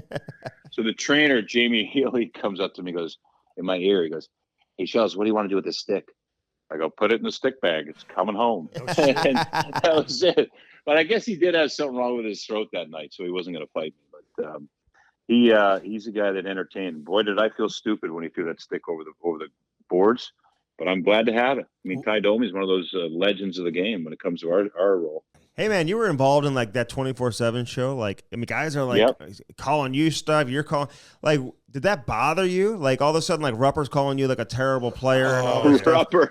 or he called you irrelevant. He called you irrelevant. Yeah. Brandon Dubinsky called you a terrible player. You called you called Dubinsky a weasel, I think, or something like that, man. I'm like, oh my God. So was that bothering you that all of a sudden all this stuff is like part of the show? Were guys chirping you about that, or did you just kind of enjoy having your name out there? It bothered me, the Dubinsky stuff, because, you sit in a room with a camera. Remember when Brzgalov was talking about the universe and he went on and on and on? Well, I mean, you sit there and you start saying things and, the lights are off but you can see the bright lights from the cameras and you feel like you're in a safe place. So they start going through players and they say, "What animal do you think of when you think of Brandon Dubinsky?" And I say, "Weasel." And I don't mean it like he's a bad guy. I just mean like he gets under your skin. He's a weasel. And if you know Brandon, he's a guy that, like he's emotional, so he takes it out, and I think it was the New York Post where he's got quotes, and they come to me the next day, and do you want to? And I said, no, I'm not responding to that. I saw what he said. We'll have our time together, and we'll have our time. We'll have our time to shoot. And I was Brandon's teammate prior when I was with the New York Rangers. I sat next to him in a stall, so I kind of knew what he was doing. You know what I mean? So I didn't feed into that. But that was one of those things where I called other players different animals that were on that team, and they weren't so nice. And it's funny, after you shoot it, the GM gets final say on edit. And he came to me and said, "Did you want to say this about this player?" And I was like, "No, I don't want to say that about him." So, just out of respect, because I know that the firestorm can hit. But when Rupper called me irrelevant, I was dumbfounded because, Cam, I mean, you can call me a lot of things, but when you say irrelevant, I know you have a mic on, and I know it's probably pre-planned, and I was just like, I was shocked by it. So we've had a good laugh about it now, though, Rupper and I, because the first time I was on NHL Network on a Zoom call, I was with Rupper, and I was like, oh, great. So every time he asked me a question, I was like, well, Mike, I think that's an irrelevant, aspect. Every single question I did it for him. So we had a good laugh about it. I still work with Rupper now. I was his teammate too in Columbus. And it's one of those moments that you can laugh at, but in the moment it got its own. It's funny what gets its own life, right? And that was one of those things. And he was going after Tom Sestito, heat of the battle, mic's on, cameras on, in front of the bench. So I think we were all putting on a show when that 24/7 was happening. I love Rupper, man. He's a teammate of mine too. But he scored those 2 big ass goals in 2003. But if you look at the point totals when you were playing against him, I think they're pretty similar. So for him to throw that bomb on you, you're like, wait a minute, you got 2 extra fucking assists. Like who the fuck you can? Hey, no shit. I didn't have any ammo to go back at him with. I was just kind of like, okay, let me quit check going the stats after the young guy. That's what you said. You're going after a 22-year-old. That's what you said. So, what about you and Avery, man? Did you guys have a lot of run-ins on the ice? I mean, he's squirting Gatorade at you on the bench. Like, were you like, what the fuck is this guy doing? He's like squirting radio or a Gatorade at you. Sticky Gatorade. Yeah, exactly. Did you guys have a lot of run-ins or no? Not really. I mean, he was a guy who played a lot. He was one of those players that you'd love to get a hold of, but he always had a way of sucking you into penalties, which is like the biggest no-no when you play 5 to 8 minutes a game, if you're lucky. So, no, we always had, and he's one of those guys you got to stay away from with chirping. I mean, he is relentless, and he goes right to the core, as you guys have seen some of his quotes. And I enjoyed him as a teammate in New York. He was one of those guys that I didn't get to know really well, but you could tell, like, if we were going out or there was something going on, he was one of those players that he was a good Ranger when I was with him here. But no, I didn't get any run-ins with him. We were nose to nose a few times, but I always wanted him to hit me first. He never did, so that was too bad. Oh, I get that, man. I was waiting for that too.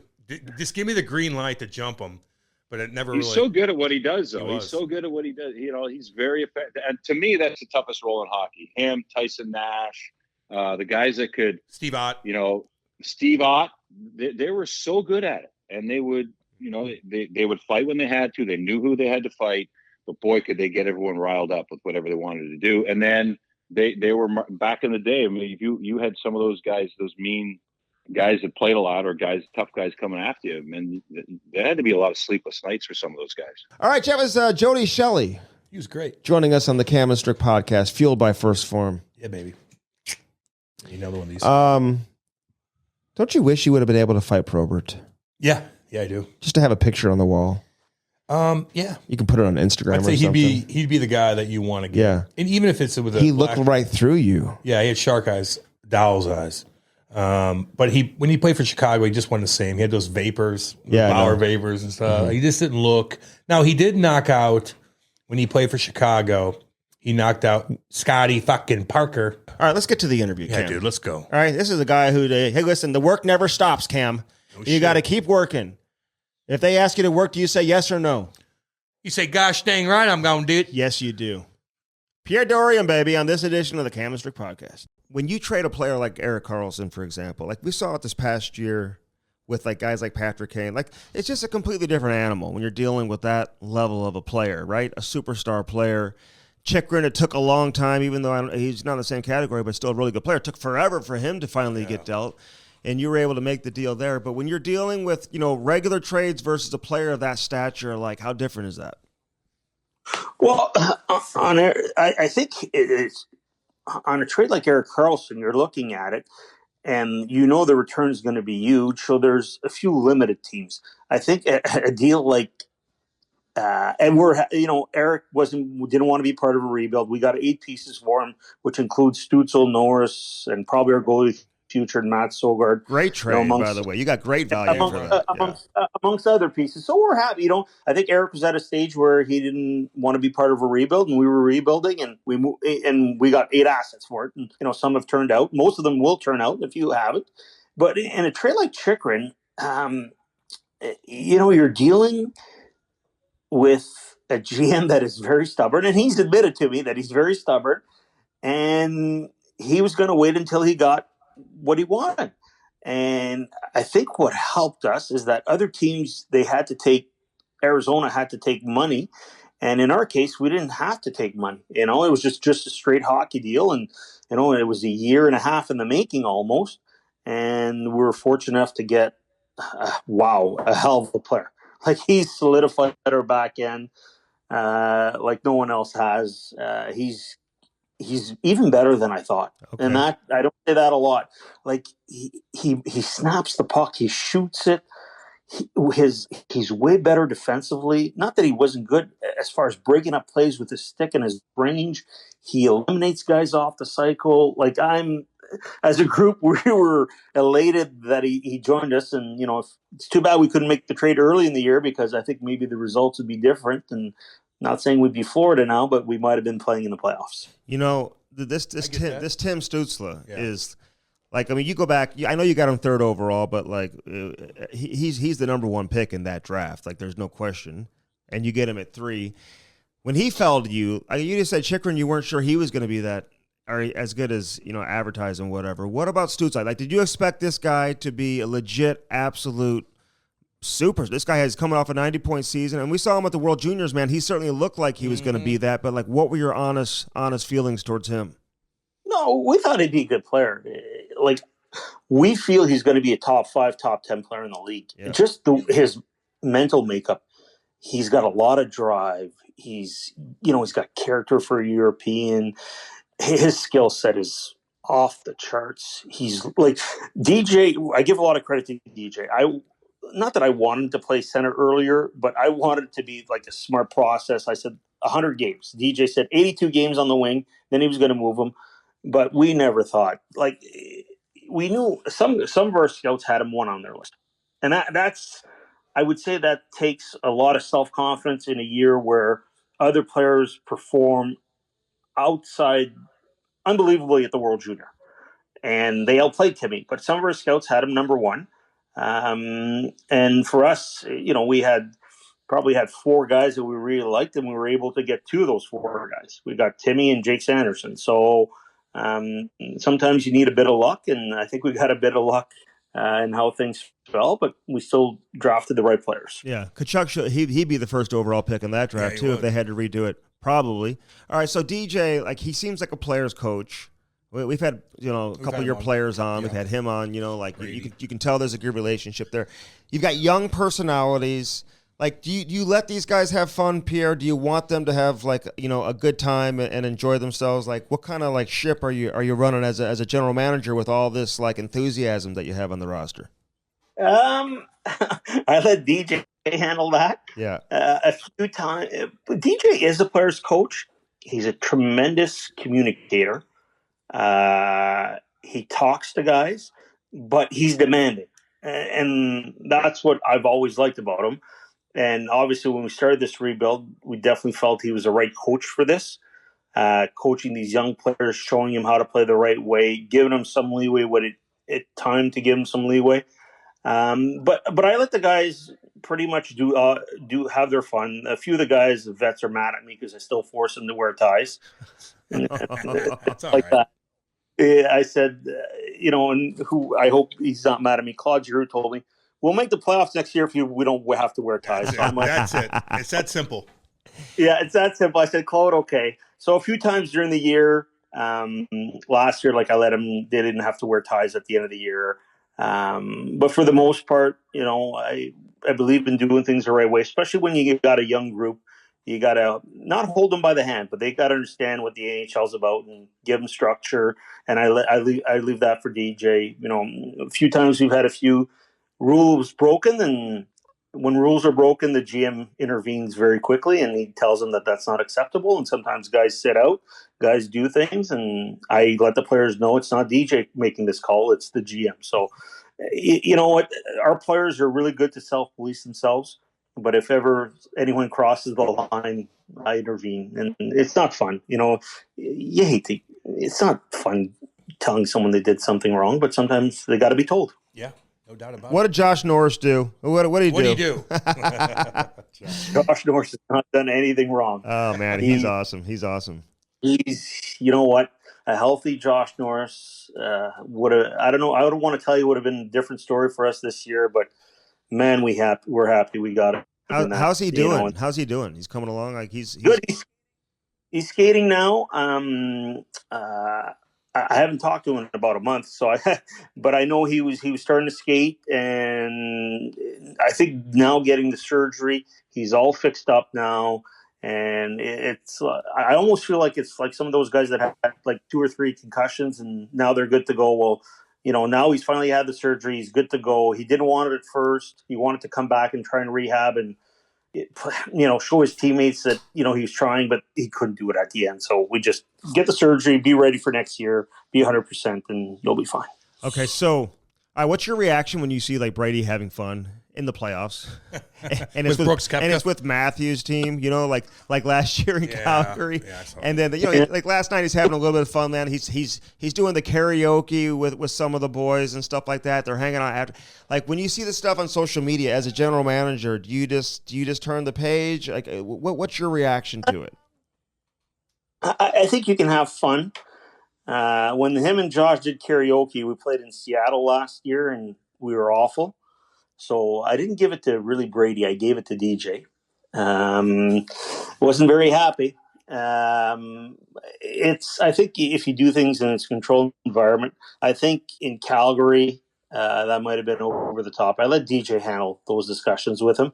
Mm-hmm. What happened last night, I thought that was great. I'm a big golfer. So, you know what? It wasn't over the top. You get to drink from the PGA trophy. I think it's a Wanamaker trophy. You get to drink from that. I think, how many times you get to do that. So no issues with what happened last night at the game. I thought that was pretty good. Yeah. And he did get interviewed and he just talked about Ottawa too. And he's like, we're going to win. So he made it about, so it wasn't like, I know. And listen, I had him on my radio show a week ago and that was his, like, you can tell there's a different level of disappointment this offseason than maybe I felt in the past and the focus moving forward now.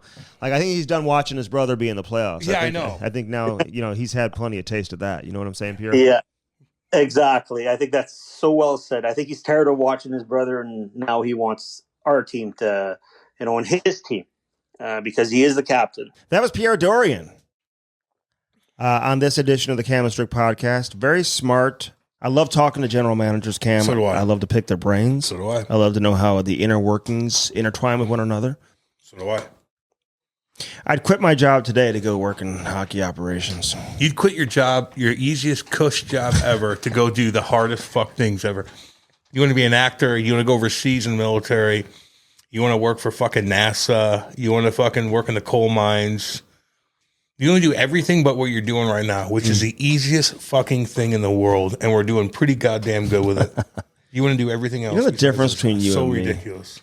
You get up and you pee like 5 times during a show. I hold it. I'm drinking, dude. You're celebrating. Drink beer with me and you'll do it. Although I don't want you to do that because I need you to be normal. The Cam and Strick Podcast is brought to you by Bellman. BEHLMANN. Bellman Automotive. Located where? Troy, Missouri. Buick GMC on one side of the street. Right on the other side, Chrysler, Dodge, Jeep, Ram. Get yourself some new wheels in time for the winter. All right, I hope you enjoyed part 1 or part 2, depending on which one this is. doesn't matter. I just hope you guys enjoyed it. Yes. And again, we love doing this each and every week. throughout the course of the year, and then it allows us to compile the greatest ones throughout the course of the calendar year and put them together. Man, we had some great interviews throughout the year. Damn good Cam. interviews. Can you remember any of them? No, I can't. I can't remember any of them. Brody's like, but which they're all- ones do you guys want? I'm like, whatever blew up the all most. of them. You know what I mean? Like, we're gonna listen. We have so much content. It's ridiculous. So we're gonna put it together. We did put it together. Hope Yeah. you guys enjoyed that. I hope you guys had a great Christmas. Hope you had an awesome New Year's. Yeah. Hope you didn't spend that much money. I hope you got to see the joy in your kids' faces, man. That's And it's all a that great matters. reminder to go back and listen to some of these episodes if you Yeah. haven't heard the No whole doubt. one. You know, I even forget sometimes who we had on. Like, I saw John Gibson the other night make a great windmill save. Yeah, we had I'm like, Gibby we on, had baby. Gibby What's on, up? dude. He was awesome. Lou Lamoriello, Mike He wasn't Madonna. this year. They weren't this year. Are we just doing this year? Yeah, dude. Oh, okay. It's the best of 2023. Oh my god. Oh my God, you didn't know that? Well, I just saw it was the best With your of hunting everything. hat. Golly, you didn't Well, even First know. Form. It doesn't matter. Okay, fine. Firstform.com Yeah. / Cam and Strick. Use our link. Always use our link. Test on Roofing, testonroofing.com. IRC, the Illinois Recovery Yep. Center, thinking about all y'all. 888-743-0971. SparksHockey.com. Get a Sparks today. Take advantage of that special. Use the promo code Cam and Strick. It's going to save you more money than Black Friday and Cyber Monday. And, of course, Bellman and Bellman.com. No swinging dicks. They give you sushi and flavored water. Danny Boy, Kenny, and Dale, we're thinking about all y'all this Love you holiday guys. season, man. So, again, thanks for all the support. Subscribe to our YouTube channel and follow us on all social media channels. We've got lots more coming up in 2024. It's Got going to some be a good hell ones. of a year. Yeah, baby. And thanks for joining us on this ride, baby.